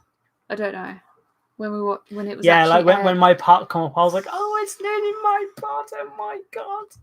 Yeah, so sorry for lying to everyone about that, but you know, it was worth it. It was worth it. I was worried about how it would go down the episode. I don't know. You do when it goes out. You're just in the live and then watching it with everyone. About when Tommy was dying, I didn't know how people would react to that, and then, oh yeah. But it all went well. Oh, it all went well. Yeah. It's been crazy. We still have Dom in the chat. The Purple Doctor himself. He still exists. He hasn't exploded. He's in the chat. We have another super chat from the White Blog. Thank you again for the super chat. It's so kind. How do I start my own fan film even though I'm shy? You go for it. You absolutely go for it. You will develop the confidence over time. When I first started, and my very first scene as Little Red was in the middle of a park, which was quite a rough area, dressed in a bloody white shirt, and my camera and all this. No idea what to do. I had Chloe here. I had a guy who was the camera operator at the time. His name was Martin. I was absolutely bricking it. Like I suffer with anxiety quite a lot, and sort of go out of my comfort zone. I was quite young as well. I was like 19. To be that quite young, going out of my comfort zone, sort of being in this environment of being like, you know, I'm responsible for Chloe and I'm responsible for this whole thing, and I've now got to act like an absolute idiot in the middle of a park, and there's people walking past. It's very nerve-wracking. What made you stick to it? Oh, don't ask me questions like that. What? Because you know, you are very determined. Yeah, there's a that's reason we've the got thing. here. It's like, crazy, you know. The thing is that when you start, it becomes like a bug, and when you start it and you get that bug, you're itching. I want to do the next scene. I want to do the next one. I want to do the next shoot, and then you get back and you start looking at the footage and you start editing it, and you're seeing those words that you've written becoming like a physical manifestation, like those scripts turning into an actual piece of content. it's like that's what sort of like gives you that confidence boost to sort of like, let's go, let's keep going. And like I say, over time you gain the confidence. Like I feel like I've gained so much confidence from playing Little Red and doing this whole thing. Like it's been like the whole sort of, yeah, it's been yeah, the main thing of it is just, yeah, developing the confidence. And like I say, it comes with time. It can't be forced. It's the same for me as well. Yeah, Exactly the same for me. You watch the original Reflection. I can't watch that now. No. Yeah, I mean, when me and Meg first started acting, we could never do scenes No, I remember. face to face. We struggled. Yeah. How far we've come. A lot of the times, like we had to like look past each other's eye line. So instead of looking, we were looking like this. But from the camera's perspective, you would never have known. Yeah. But yeah, and I say you build up confidence. It takes time, and it's totally worth the journey. So just you go for it. You go for it and give it all your best, and write those stories that you feel are true to you, and just have fun. Just have absolute fun. I can't emphasize that enough. Like, if you're doing this and not having fun, something is unfortunately wrong. Maybe it's not for you. But if you're having the time of your life and you're surrounded by amazing friends and they're all laughing and joking, like it's like when we're on set. When you we're pick on up people set, along the way, don't you? the banter we have on set is unreal. It's a little like group. Yeah, we're nice. joking, we're laughing, we're in hysterics. Like, when I'm filming the remastered stuff, like majority of it is just we're just killing ourselves laughing because it's so much fun. Super chat. We have another super chat. Thank you very much, KC Productions. Thank you so much for the generous super chat.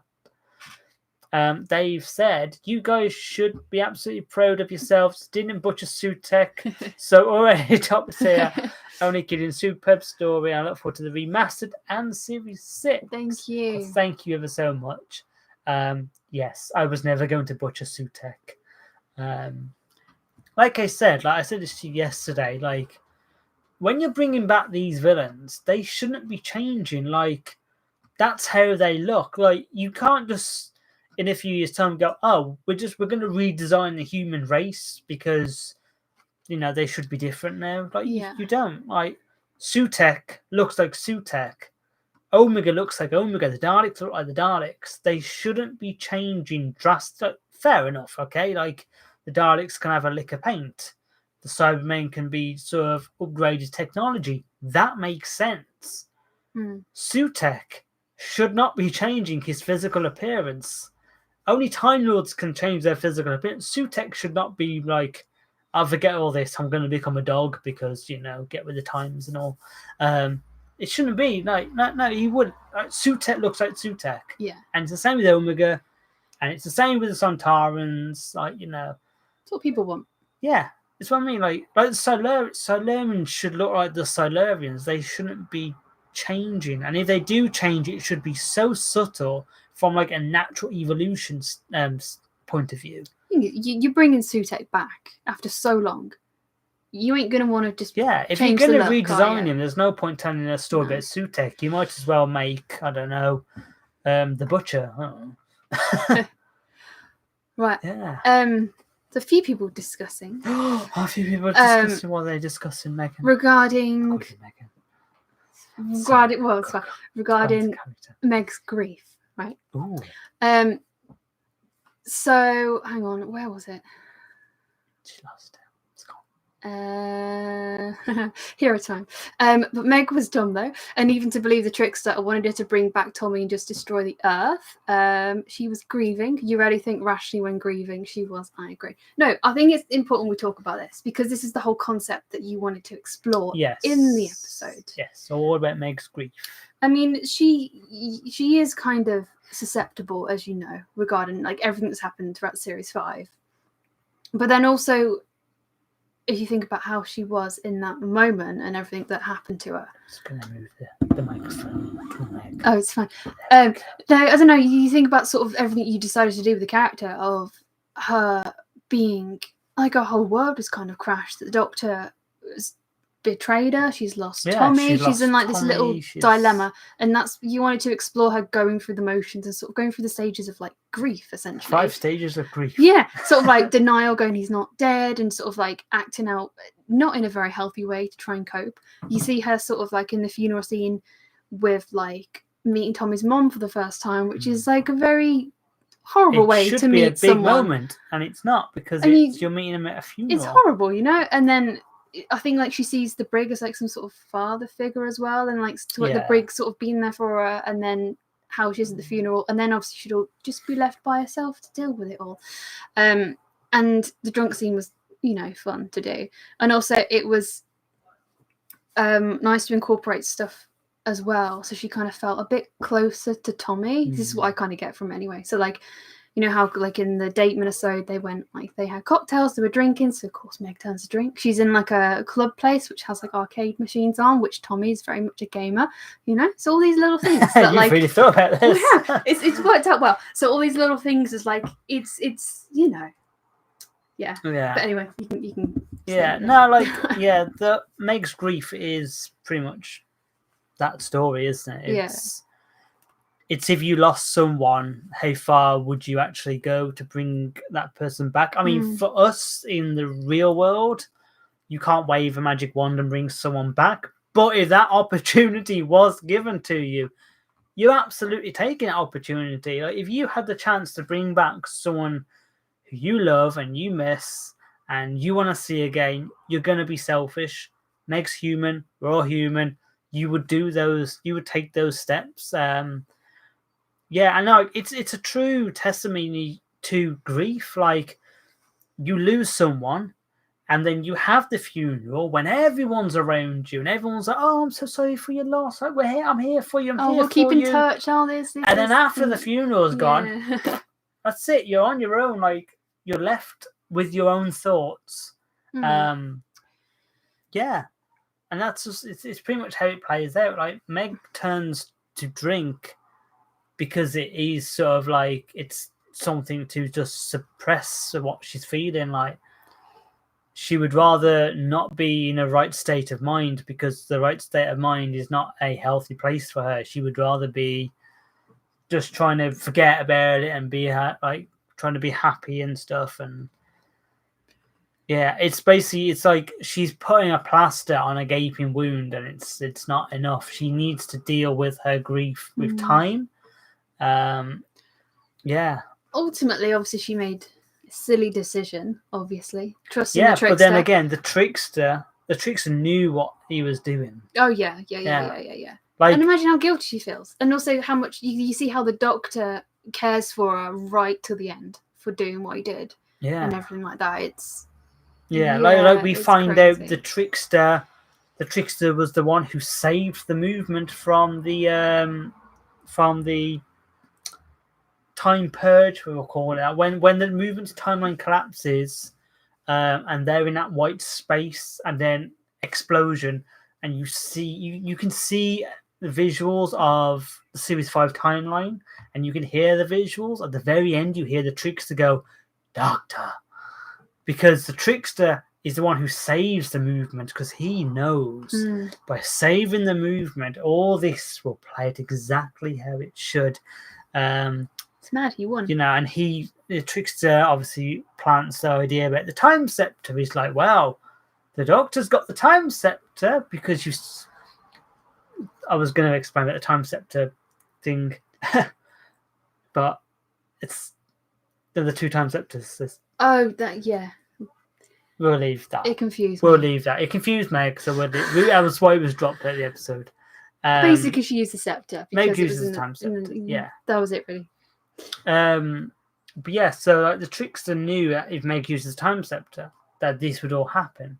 The trickster knows about the Phoenix Doctor. The trickster was the one who opened the fracture so Tommy could get back in World War II. When the Doctor says, the time fracture brought you here, it seems a bit too much of a coincidence for my liking. That was the trickster.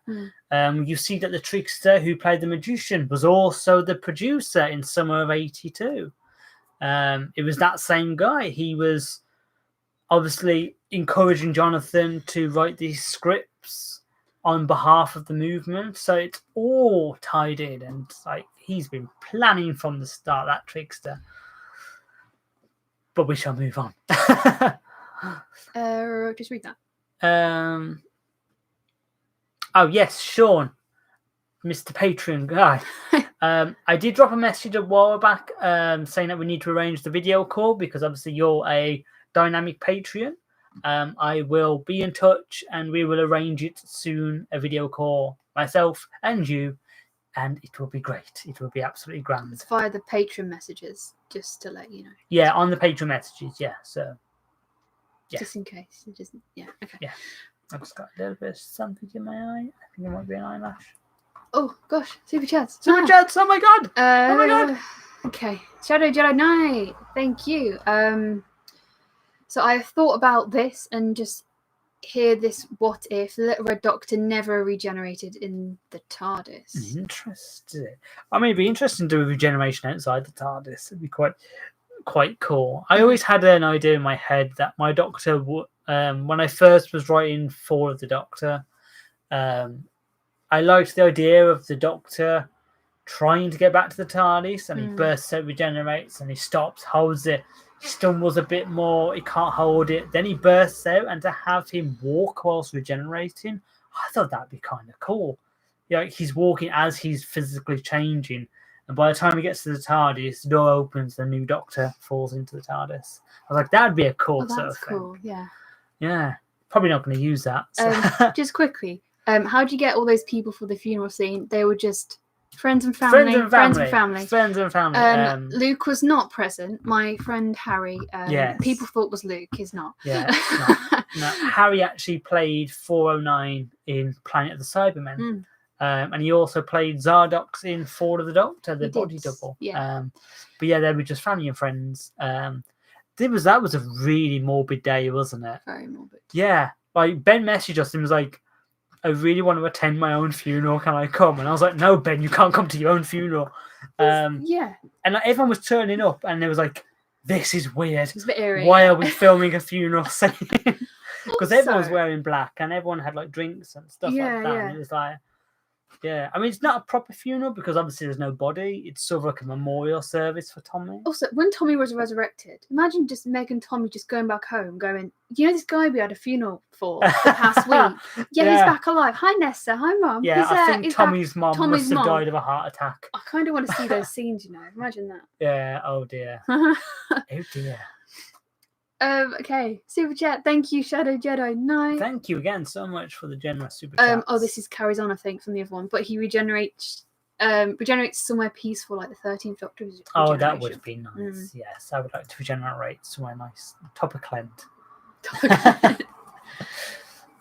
Yeah. Sutton's Workshop. We have a super chat from James Sutton. Thank you so much.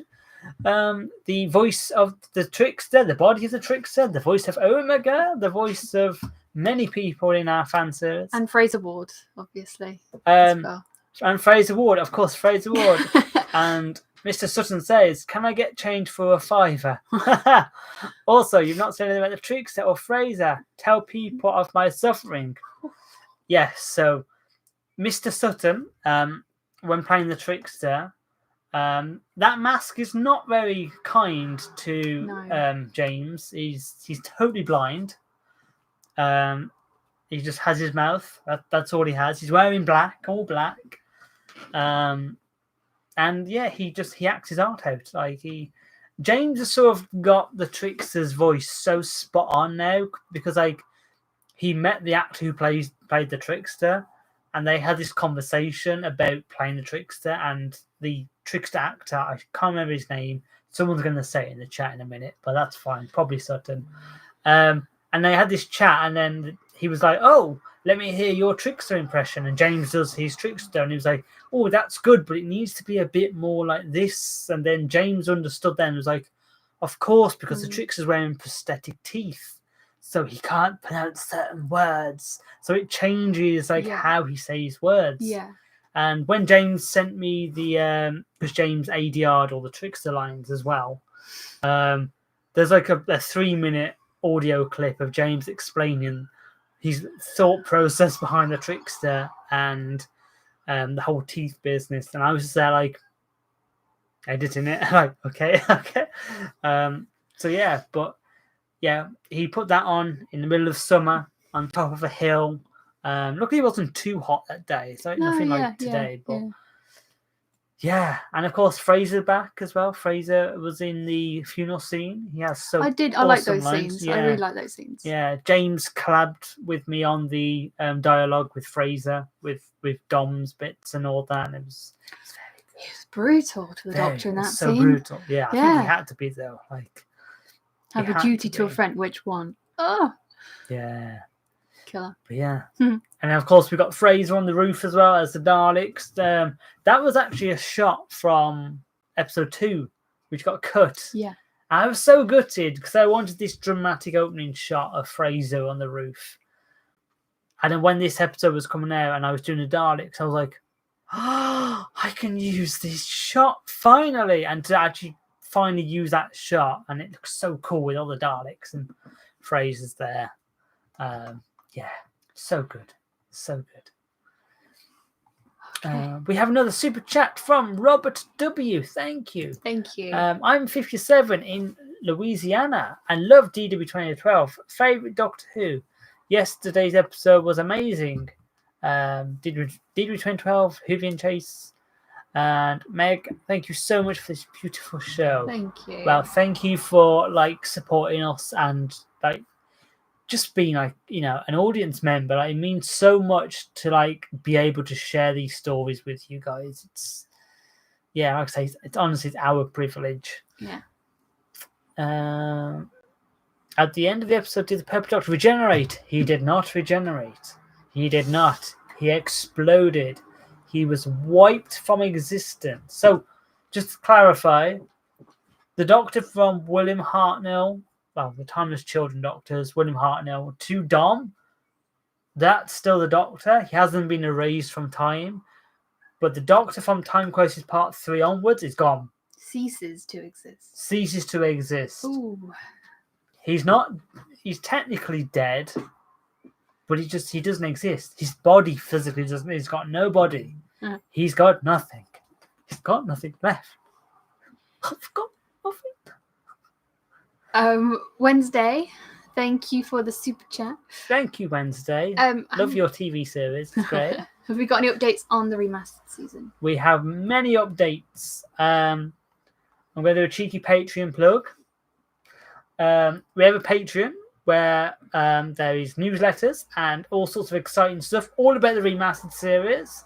Brand new exciting content. The newsletter's out from June. It tells you a bit more about new villains that are appearing and new settings in the remastered series. But we do have big announcements coming very, very soon. So stick around very, very soon. I don't want to say when. There's a plan. There's a timeline in my head. There's going to be a trailer dropping. There's going to be a very cool video talking all about the remastered series, because I get daily questions of where is Series 2.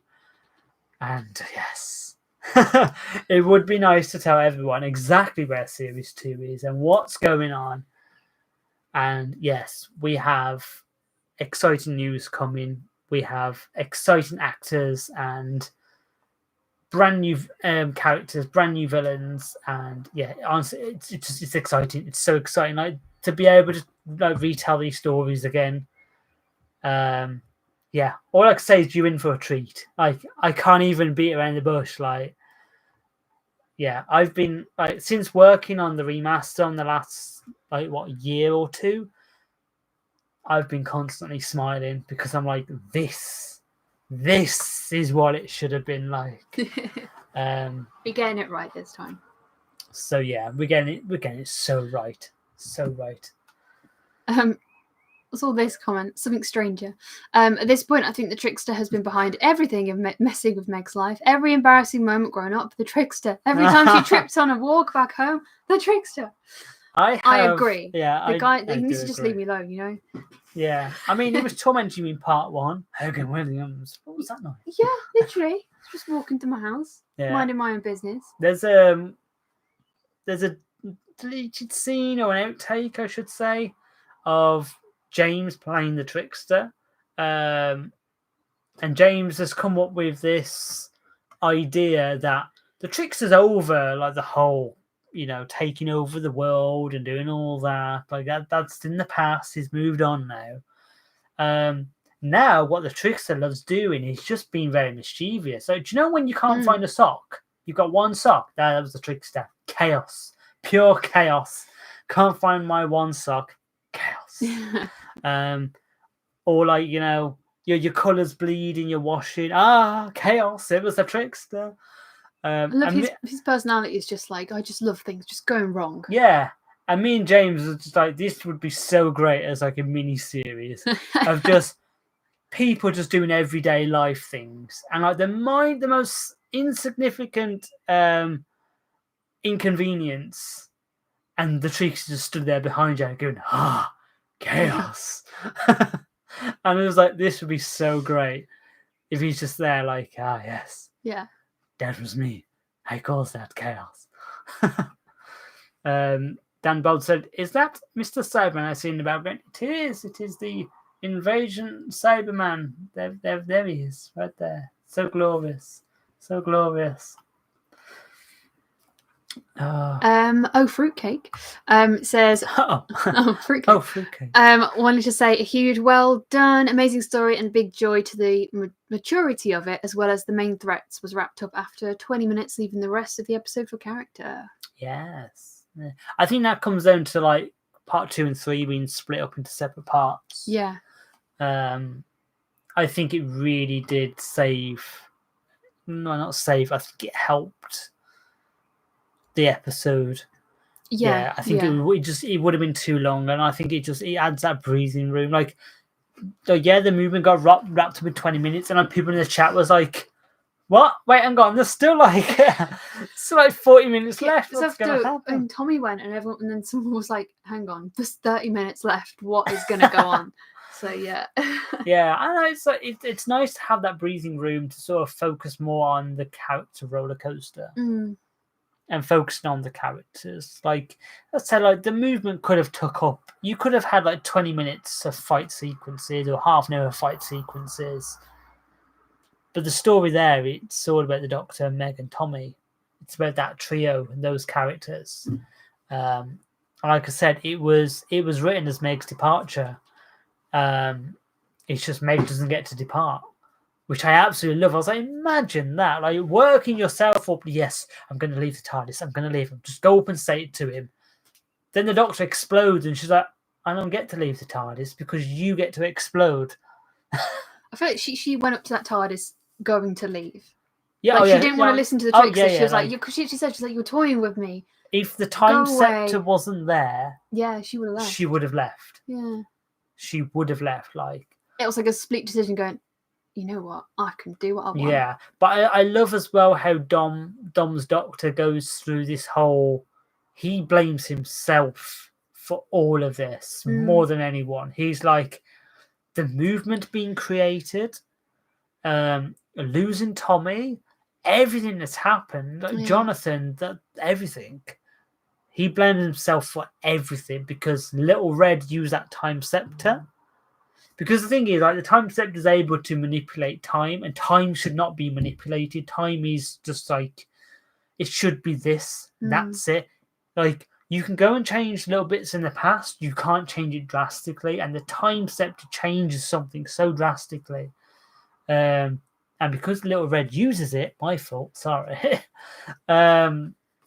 Because he uses it, it creates this whole array of chaos and destruction. It's kind of like it causes this thing, and no matter how many times they tried to fix it, you can't put it right because the core problem is that it was used. Don't you think as well? Because it was obviously used and it shouldn't, to bring Nessa back, Meg's mom. And in Meg's eyes, that was perfect because the whole of Series 5 played out and everything like that. Yeah. perfectly fine. So in her head, she's like, I could just have that again. Yeah. You say the world's going to end, but it's like, it didn't last time. She didn't really. She saw that these events caused it all, but she's like, well, for me personally, it was fine. But the difference was The difference was last time is that time hadn't been altered. Whereas at this point in the episode and in the series, time had been messed around with so much. Like the Doctor says to Nessa, we messed around with time so much. Time is so fragile that if the Doctor goes back and literally steps on one butterfly or accidentally saves one person, time would literally just collapse because time needs to heal. And I guess that's another theme of all this is about healing. Like Meg needs to heal with time needs to heal with time. And like I love the fact that Time Crisis is when Meg uses the time scepter and the timeline and time collapses. That's Time Crisis, not part 1, not part 2. Like none of this is Time Crisis. This is just like normal Doctor Who for them. It's that last 20 minutes. The moment Meg uses the time scepter and time shatters, that's when Time Crisis happens. And those fractures that rupture through time and they fall back through time and they rupture in different points in time, Meg using that time scepter is what causes all of that. So when the clockwork droid was minding his own business and going in the fireplace, and then the fracture opens up, that's the fracture that Meg opened up from using the scepter. That fracture's there. Light's dead. Oh yeah. 1 second. It is right here. Everyone's giving up. Everyone's. How do you know? Is it dead? That's fine. It might be back. It's not coming back. It's fine. We have moody lighting. Moody lighting. It's all right. We're going grainy. What was I saying? That was it. So when that fracture opens up in that episode, the trickster. God damn it! The light. The trickster. Is that it again? But yeah, when that fracture opens up into the time loop, that clockwork droid goes through there and ends up in current day.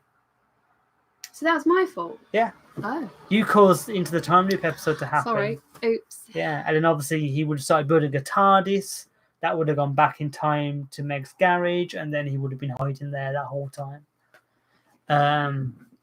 Yeah, and then the movement would just like they discover what the time fractures are, and they work out that they can manipulate them by using wrist devices, sort of similar to what the Doctor and Meg have, and they are able to use that to sort of alter the past, which causes a fracture in time.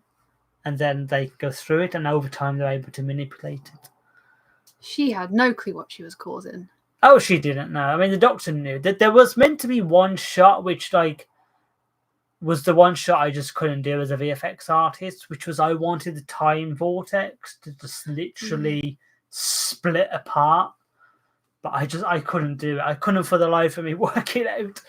But I was like, how cool would that be, seeing the time vortex literally being stretched and ripped apart? Yeah, very exciting stuff. I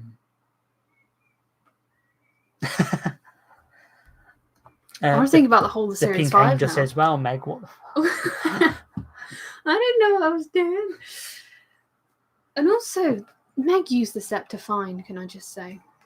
I wonder why. I wonder why Meg used the scepter fine and didn't die. It's almost like that's not a plot thread that could lead into the next series. Okay, I wasn't going to tease it that far, but you just, yeah. Sorry. Ooh.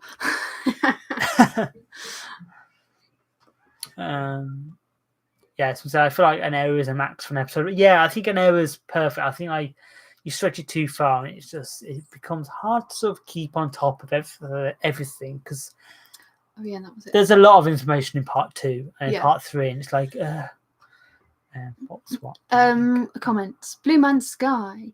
It's what the Phoenix Doctor is. So I think that Tommy and Meg have created / invented the Phoenix Doctor to help find the Purple Doctor in his absence. Interesting. That's a very cool theory. That's good. That's very good. That's a very cool theory. Yes. Had the Doctor been contemplating using the scepter to bring back Tommy and just decided against it? He was looking a little rough when Megan showed up. I think basically the Doctor has beaten himself up for the last few weeks because he blames himself for Tommy. Like, he knew what Tommy was planning. He could have stopped him. But then he also knows if he did stop him, that timeline would have been erased and they all would have been erased with it. I don't think the Doctor would have used the time scepter because he knew what it could cause. He knew that using the time scepter in the first place caused all of this and lost Tommy. He would be way too scared to use that again. Because he wanted to destroy it, didn't he? Yeah, he was going to take it to be destroyed. Maybe he knew Meg would go, I'm going to use that. No, I think he didn't. He was like, she wouldn't be that stupid. Oh, yes, she I'm is. the Doctor. Of course she'd listen to me. Yeah, but what I love about that scene when Meg turns around and she's like, we always put the universe before us. When do we get to have something real? And then the Doctor says his bit, turns away, and then he's not expecting Meg to sort of come back with something, and then have Meg turn around and come back and go, why do you get to decide? And then Dom snaps back, because I screwed this up. Ever since I used that scepter.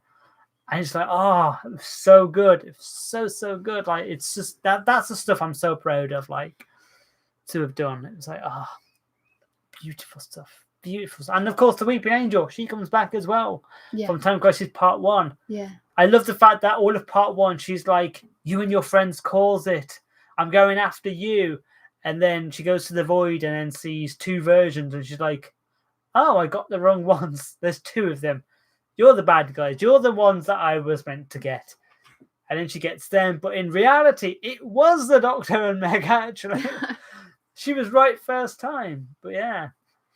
I did love bringing the angel. It made so much sense. It was like, that's why the angel's in Part 1, because she's the one who saves the day. It looks so cool as well on the shots. And then you see it behind them. The angel in the distance. Cool. Yeah. Eerie. So good.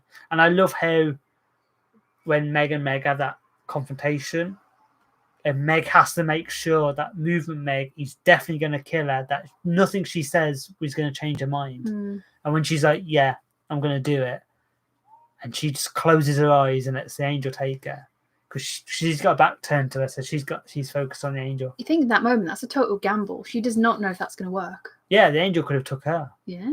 But I love how the angel doesn't. She opens her eyes and the angel's gone, and so is that the angel's like, no, you're safe. You're not the problem. I got you. The angel knows that the movement shouldn't be there. She knows that they're the problem. Because like they're time anomalies. Yeah. I'll tell you what though. Sorry, I've got to speak. That last shot, that last drone shot with the TARDIS there and all the destruction and the Daleks. I was like, yeah, what an ending to end that on. What an ending. It was just pure and that music as well. Oh, the music with that was just, it felt so right. Like we could have done the whole but to go for just sort of like an actual song, it changed the vibe for it. Changed the vibe. You saw I think they were theories. Theories somehow.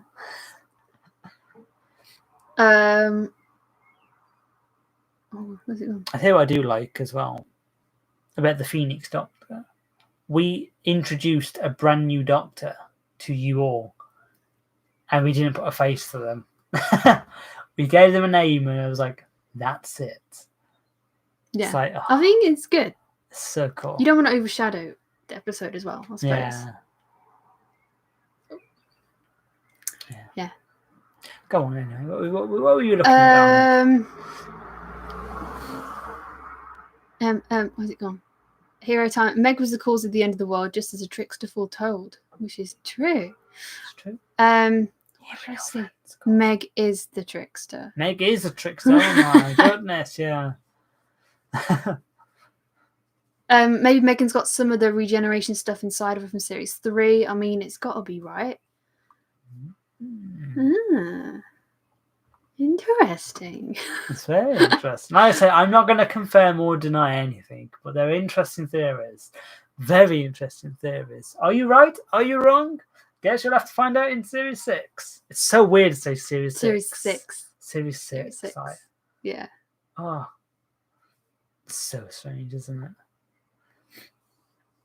The Dalek director says that last shot was beautiful.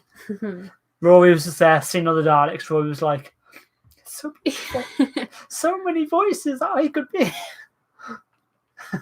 Hello. Time Crisis Part 3 was mental. Hi. Yes, it was. Yeah, it was mental. It was mental. I'm so glad, like, no one really sort of guessed it. Like, a few people was like, oh, you know, someone joked about Meg being Meg's, something happening in Meg's fault or something. Yeah, someone mentioned about the Doctor using the time scepter to bring Tommy back or something like that in the middle of the episode, and I was like, oh, yeah, close. But I think it was more of yeah, I mean, you could work out the story from what you saw in the trailer, but you couldn't work out the context on why they were shown. Yeah. And what was actually happening. Crackpot theory. I think Dom will come back, but not for long. I think the Trickster will cause his regeneration in the Trickster's dying breath. Wow. Interesting. Oh, I love this so much. I'm still saying that Meg is the Trickster's daughter. Her dad from Blackpool. From Blackpool, left in Blackpool. It's just a trickster. It's tricks, yeah. Oh no, that's weird. Mind you, that post-credit scene of Most Hated Man with the Trickster in the fireplace. You got the Trickster and Mrs. Trickster holding a baby. The baby Trickster. You can't do that to me. That's just wrong. No. Oh my god. We have another super chat from Shadow Jedi Knight. Thank you again so much. It's so kind of you.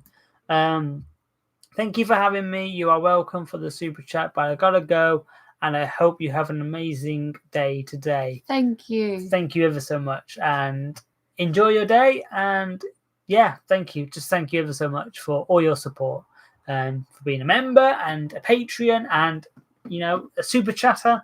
Yeah, it's so kind, so kind, and much love to you. Much love to you. Thank you. Yeah. Josh Murphy Studios. Just realised the Purple Doctor's life has been rough. Tardis not working. Almost losing Meg after regeneration. Losing Tommy, and to top it off, he exploded. He just doesn't get a break. He doesn't. Yeah, poor guy.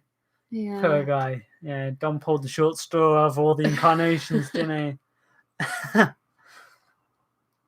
When he was when the Doctor was choosing that face, he was like, "Oh, I should have gone for a different one. Should have been a different Doctor." Sorry. Total chaos. The Phoenix, the bird, rises from the ashes of the dead, but the Doctor didn't leave any ashes. Oh no. I think someone else will have to take the Doctor's place to win all the battles the Trickster undid. Interesting. Interesting. Very interesting indeed. Yeah, but I love that type, the Phoenix Doctor. We've had this for so long now. Yeah. And it's like, like at the minute, the timeline's just Little Red and the Purple Doctor. And it's like, it feels so small. And in our heads, it's always been Little Red, the Purple Doctor, the Phoenix Doctor. And it's like, and just to be like, so, like, just to be able to actually say it there and be like, like, it was such a cool title. Like, when mainly you came up with this. Credit to Meg, because Meg did. I did. Yeah.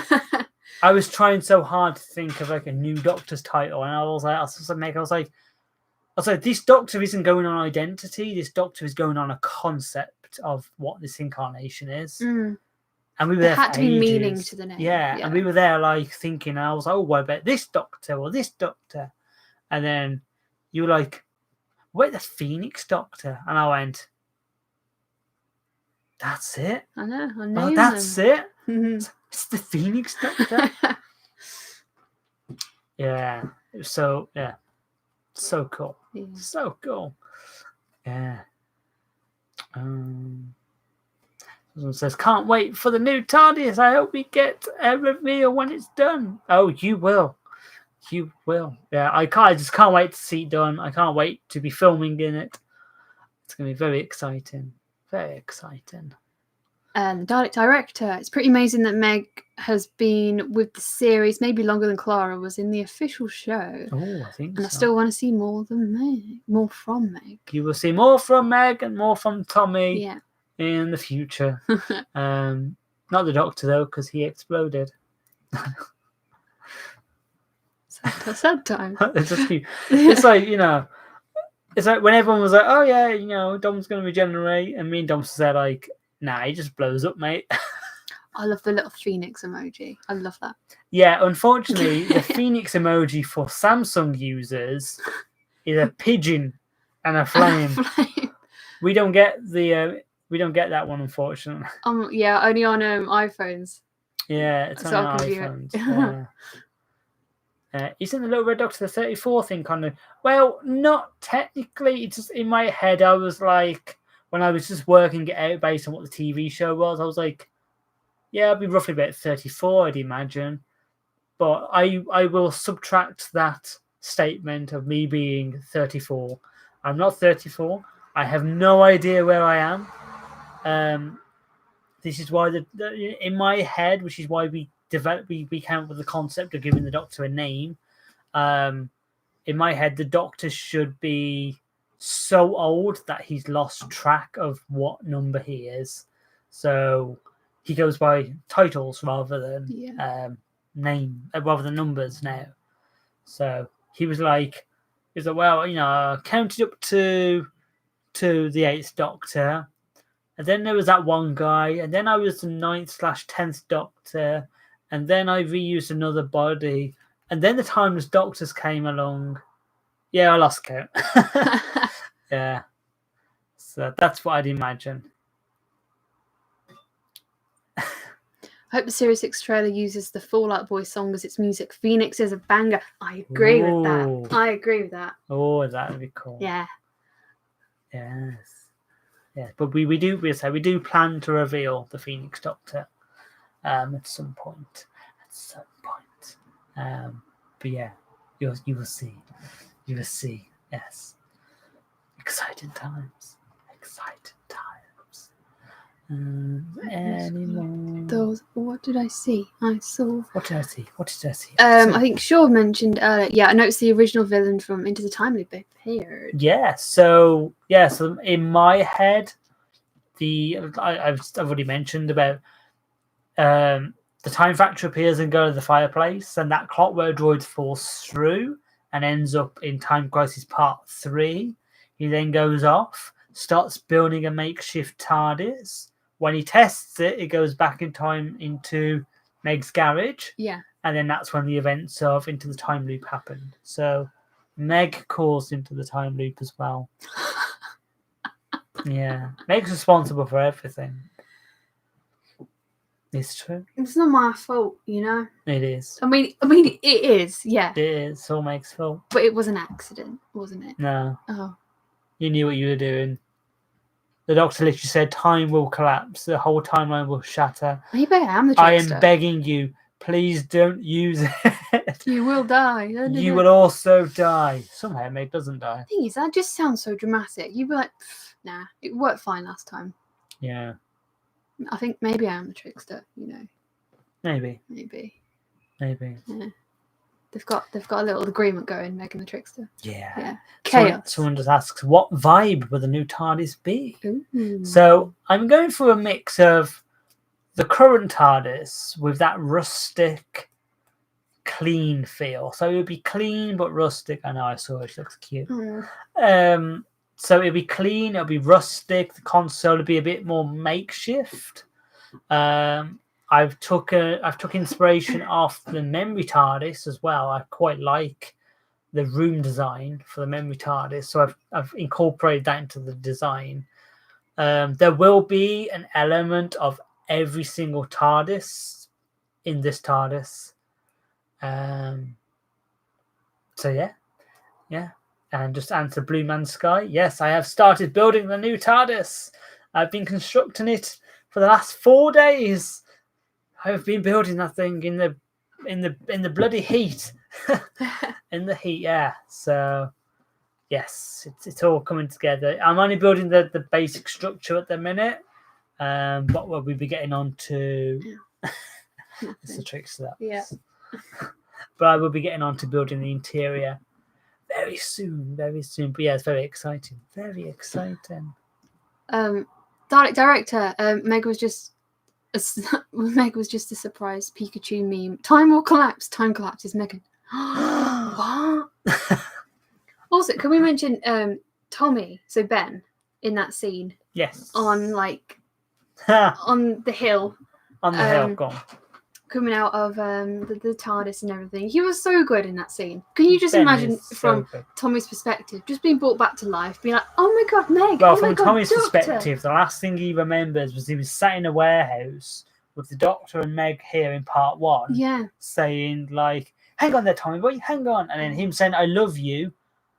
And then disappearing and then just waking up in the TARDIS like, did I just miss something? And then Meg immediately saying she loves him Yeah, see, back. this is what we also loved as well, is the fact that Meg refused to say I love you too to Tommy in Time Crisis Part 1 because it's sort of like, you can't die. I'm not saying I love you too. Yeah. I'm not saying goodbye. I think then she was he a disappears. bit. I think she was a bit scared of being vulnerable, like Yeah. admitting to her feelings. And then I think her realizing what she's lost and then bringing him back, the first thing she says to Tommy is, I love you too. Because it's the last thing he said to Meg was, I love you. Yeah. And Meg comes out with, I love you too. And yeah, it was so good. Yeah. So good. So sweet. And like, if you watch Ben's performance on like when Meg says to the trickster, you manipulated me, you knew this would happen. You just see like Ben, he just looks really sad. Yeah, he's just like, oh, what?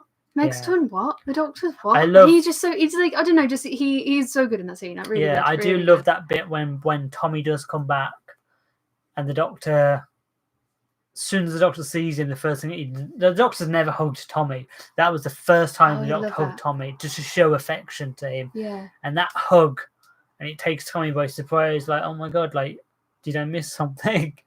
And I love that music score of the Doctor's theme, dun dun dun dun, and the last note when he goes dun, and it goes into the cloister bell. Oh, yeah, that gave me chills. That did. Yeah, so good, so good. Sean says, imagine if Tommy met Meg when she was still traveling with the Little Red Doctor. That would be weird.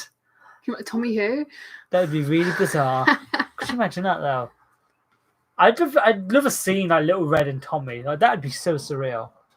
I cannot picture that. Yeah, because so weird, isn't it? Tommy doesn't get to meet Little Red. No, yeah. Which is bizarre.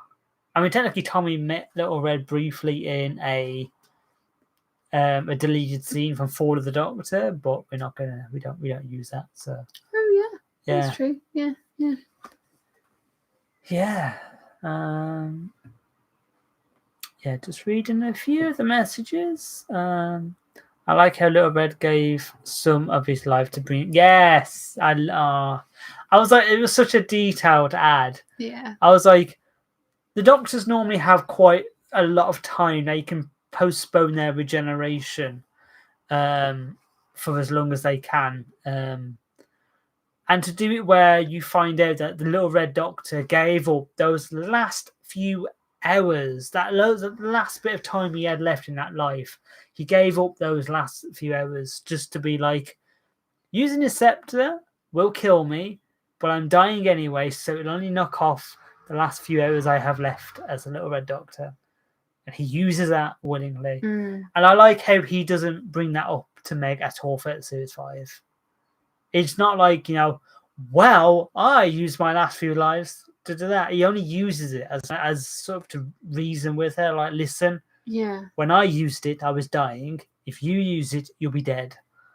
There's a difference. Because that's, the Doctor's Meg's best friend, and Meg's the Doctor's best friend. And he was like, he's not going to use that against her. He did that willingly because it was the kindest thing to do, because he knew changing his face, Meg needed someone there for her. And the only person the Doctor thought would be a really good person to support Meg while she's getting over Little Red and getting used to purple would be she needs her mom. Like how, yeah. Like he always sort of is looking out for her. And I think he always assumes the best of her as well. Does, yeah. I don't know, like assuming that she won't use the scepter. She won't do this. She won't do this. Yeah, he's like, she will listen to me. She did not listen to me. And he's just, you think about the whole thing from the Doctor's perspective. It's just sad. Yeah. You know? I have to imagine like fighting and going through all of that and then you can't win and all that happened. You know, from the Doctor's perspective and then trying to basically fix everything and trying to... Yeah, it's just, you know... He tried. Yeah. Oh, sorry, guys. I'm yawning. We have another super chat from the Doctor. Just the Doctor. Thank you for the super chat. They say, well. Remember, be fantastic.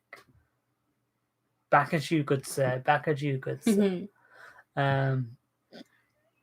Yeah, I just read his comments. I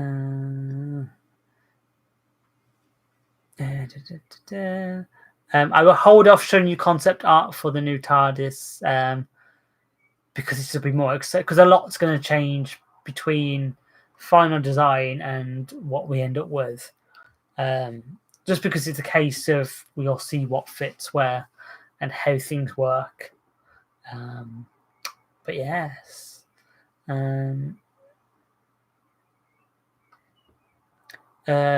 Dom was known to us before the series. Do we know who the Phoenix Doctor is like we knew Dom before? Dom was known to us. I was in like known. Yeah, he was. Dom was already sort of like out there, sort of. Oh, I see. Yeah, I mean, I'd imagine you would know who these people are. These people, this person, people. I'd imagine you know who they are. But I'm not 100% confident. Yeah, I don't know. I'm trying to be as ambiguous as possible. Maybe. Yeah, you might know who they are, but you might not. So you'll find out. Yeah. You'll find out. Rory said that was not a slip of the tongue. No, it wasn't. It's because I know the identity of the Phoenix Doctor, and I'm just trying to constantly reference them as them or they or their, just so you don't know whether we're going to do a gender switch or whether we're going to stick with a male. I want it to be as ambiguous as possible. Can you give us a clue to who's playing the Phoenix Doctor? No. Not a clue. Is it hard knowing what to say and what to hide? Not really, no. Like I'm pretty strict on what I know I can say and what I know I can't say. I get scared, you know. You get scared I'm gonna say something. Yeah. Nah, fine. So good, Bab, so good. No. Yeah. We have another super chat from Freddy the Fazdor. Interesting name. Thank you. Issue 6, the last one. Kid named Phoenix. Ooh. Nice. Series 6 will be the final series that we do. And we will discuss more about that in a later video. I know that there were some stories that were dropped in the ideas stage. Will they ever see the light of day? Maybe one day, perhaps in other form. Yes, a lot of stories were dropped, unfortunately. And I do have plans to sort of bring them back in some form. But that's for the future. But we'll see. Meg is playing the Phoenix Doctor. You're going to be exhausted. Because if you're playing Meg and the Phoenix Doctor, that would be... It'd be like Movement and Meg all over again, but like for the entire series. That would be a pain in the ass. Yeah, it would be, wouldn't it?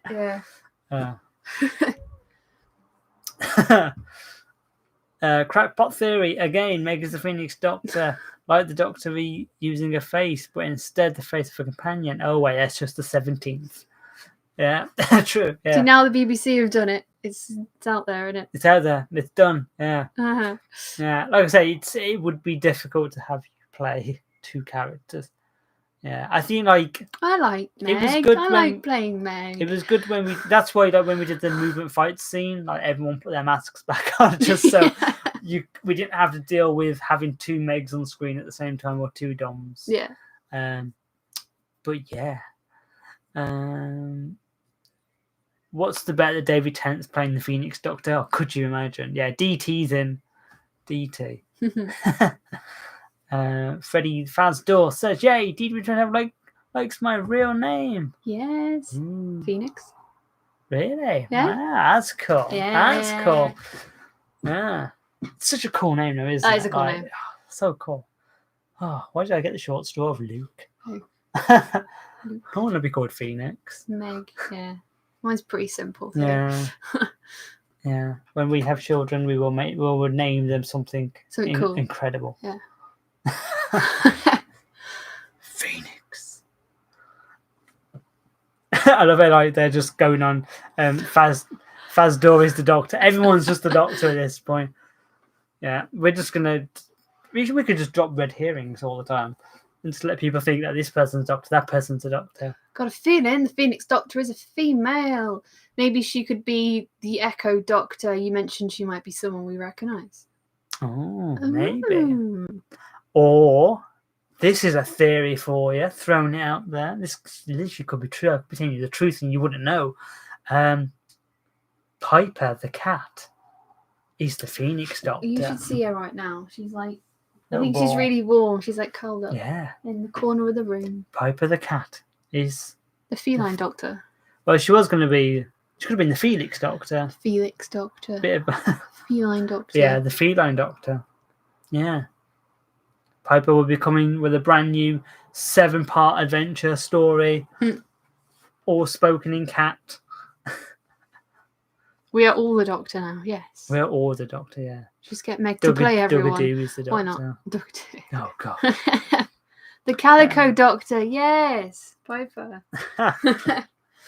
After seeing Series 6, will you do a Christmas special, something like that? We don't want it to end completely. Unfortunately, Series 6 will be the definitive. This is the end. That's all I've got written. That's all I've got in my noggin.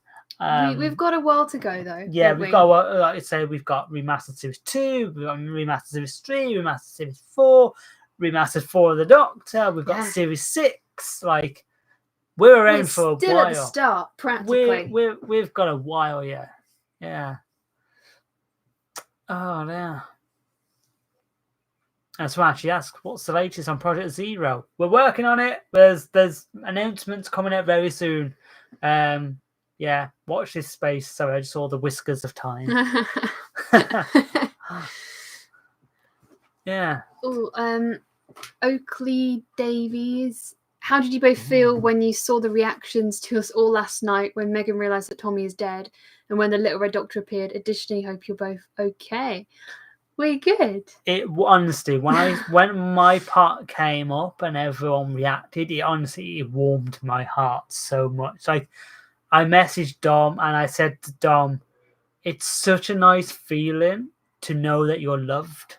Yeah. And Dom was like, I totally get it. Like, the reaction that everyone had to Dom's demise, we'll say. Yeah. And Little Red coming back, it's just like, it's nice that like people genuinely care about these characters, that the moment one of us pops up, it's like, oh my God, this is great. Like, the reaction, it was just, it was so nice. And we felt so bad when everyone reacted to like Tommy being dead and all of that. Tommy was just really relieved that it went down so well and everyone was reacting like that. Yeah. You know? Yeah. It was a bit overwhelming, I suppose, a little bit. It was, yeah. And how many... How did you feel when we talk about the socks? I love the socks. The round things. The round things. Yeah, we've had such a massive response. All the comments. It's been a really nice, welcoming response, isn't it? Yeah, a lot. But yeah, it was really nice because it's nerve-wracking when an episode goes out. Yeah, I don't know. I get really nervous. I'm sitting in my house I was like, oh God, I know what scene's next. I know what this is. I know what's happening. You do worry. It's strange because it's like with one minute you sort of feel relieved that it's out, and the other part of you feels kind of sad because like you've held on to these little secrets for so long, and it's like they're like little babies, and we're like, oh, and then to sort of see it released is like, oh, that's it now.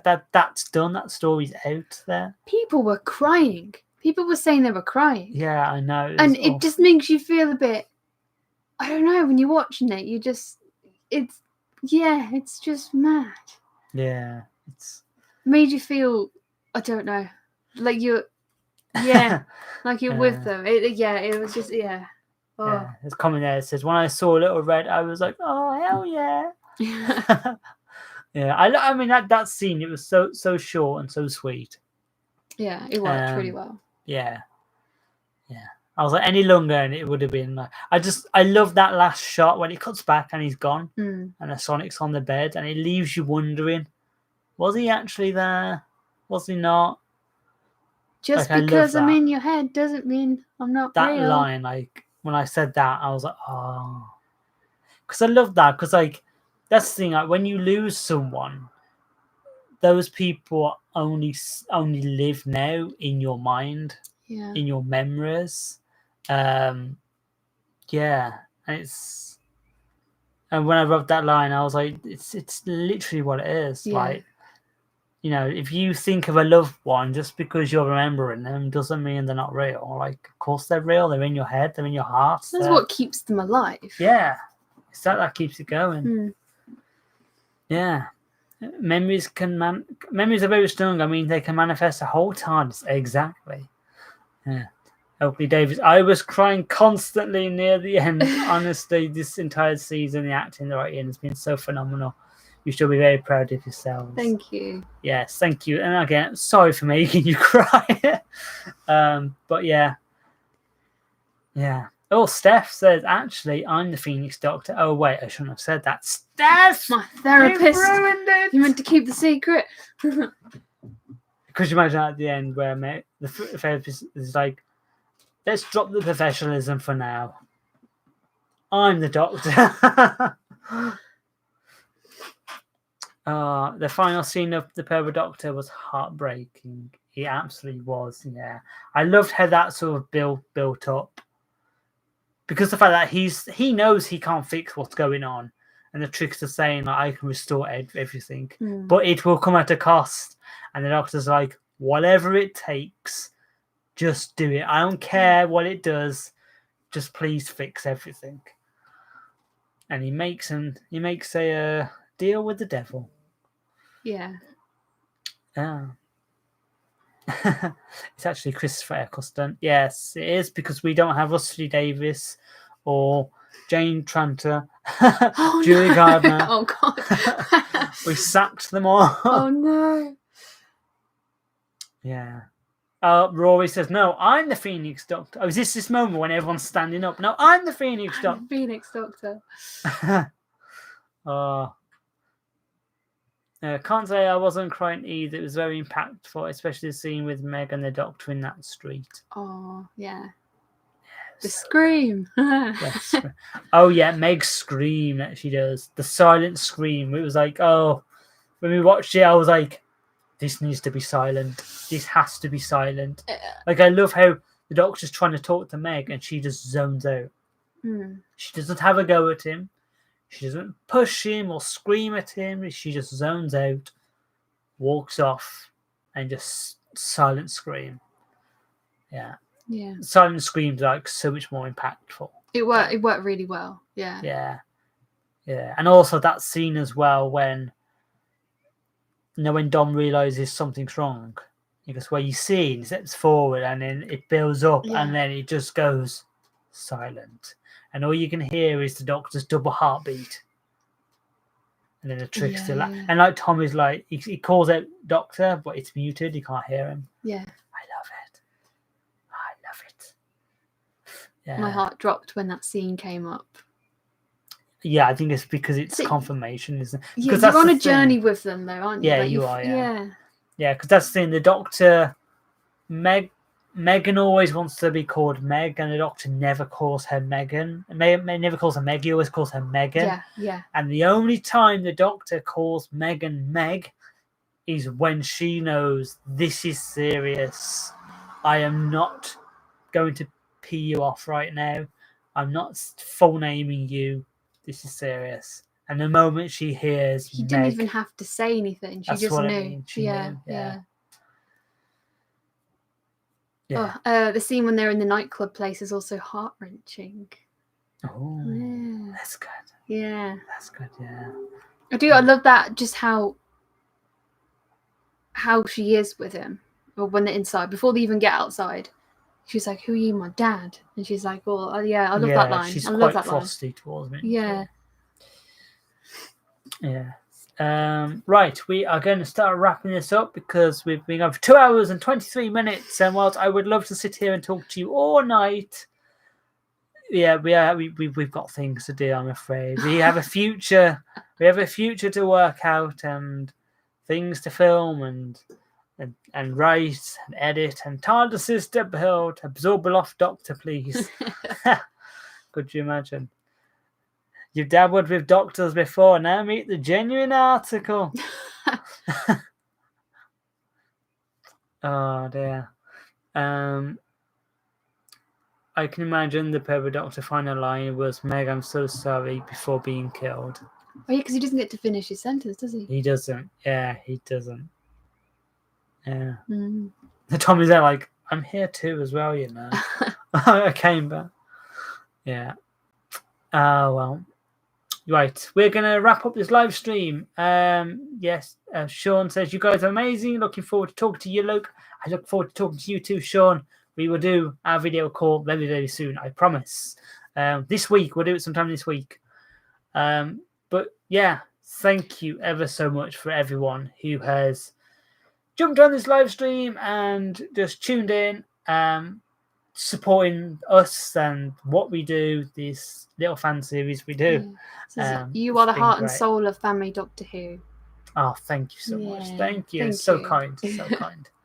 Yeah. Thank you all as well for all the super chats and all your brilliant comments and questions. It has been fun. Dom's still here. Hi, Dom. And bye, Dom. Dom's at work at the minute. Yeah. Steph, we'll see you soon as well. Yes, we will see Steph soon as well. As the Phoenix Doctor, right? It's everyone now. It's everyone. Everyone. Yeah, this is why the TARDIS is going to be so big, because everyone's playing the Phoenix Doctor.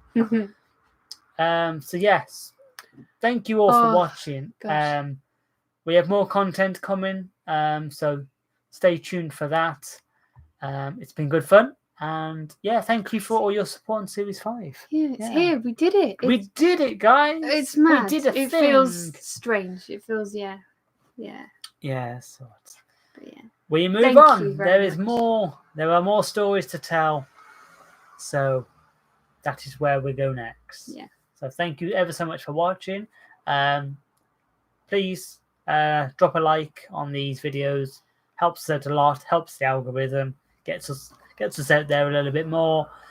Subscribe to the Patreon if you want juicy content and behind the scenes stuff. And to subscribe. Yeah, please subscribe. Like, the more subscribers we have, again, the more into the algorithm we go, which means the more support we get. And yeah, everyone's happy. Everyone's happy. You get good content. We get to keep making good content. So goodbye for now, and we'll see you in the next one. Tally ho.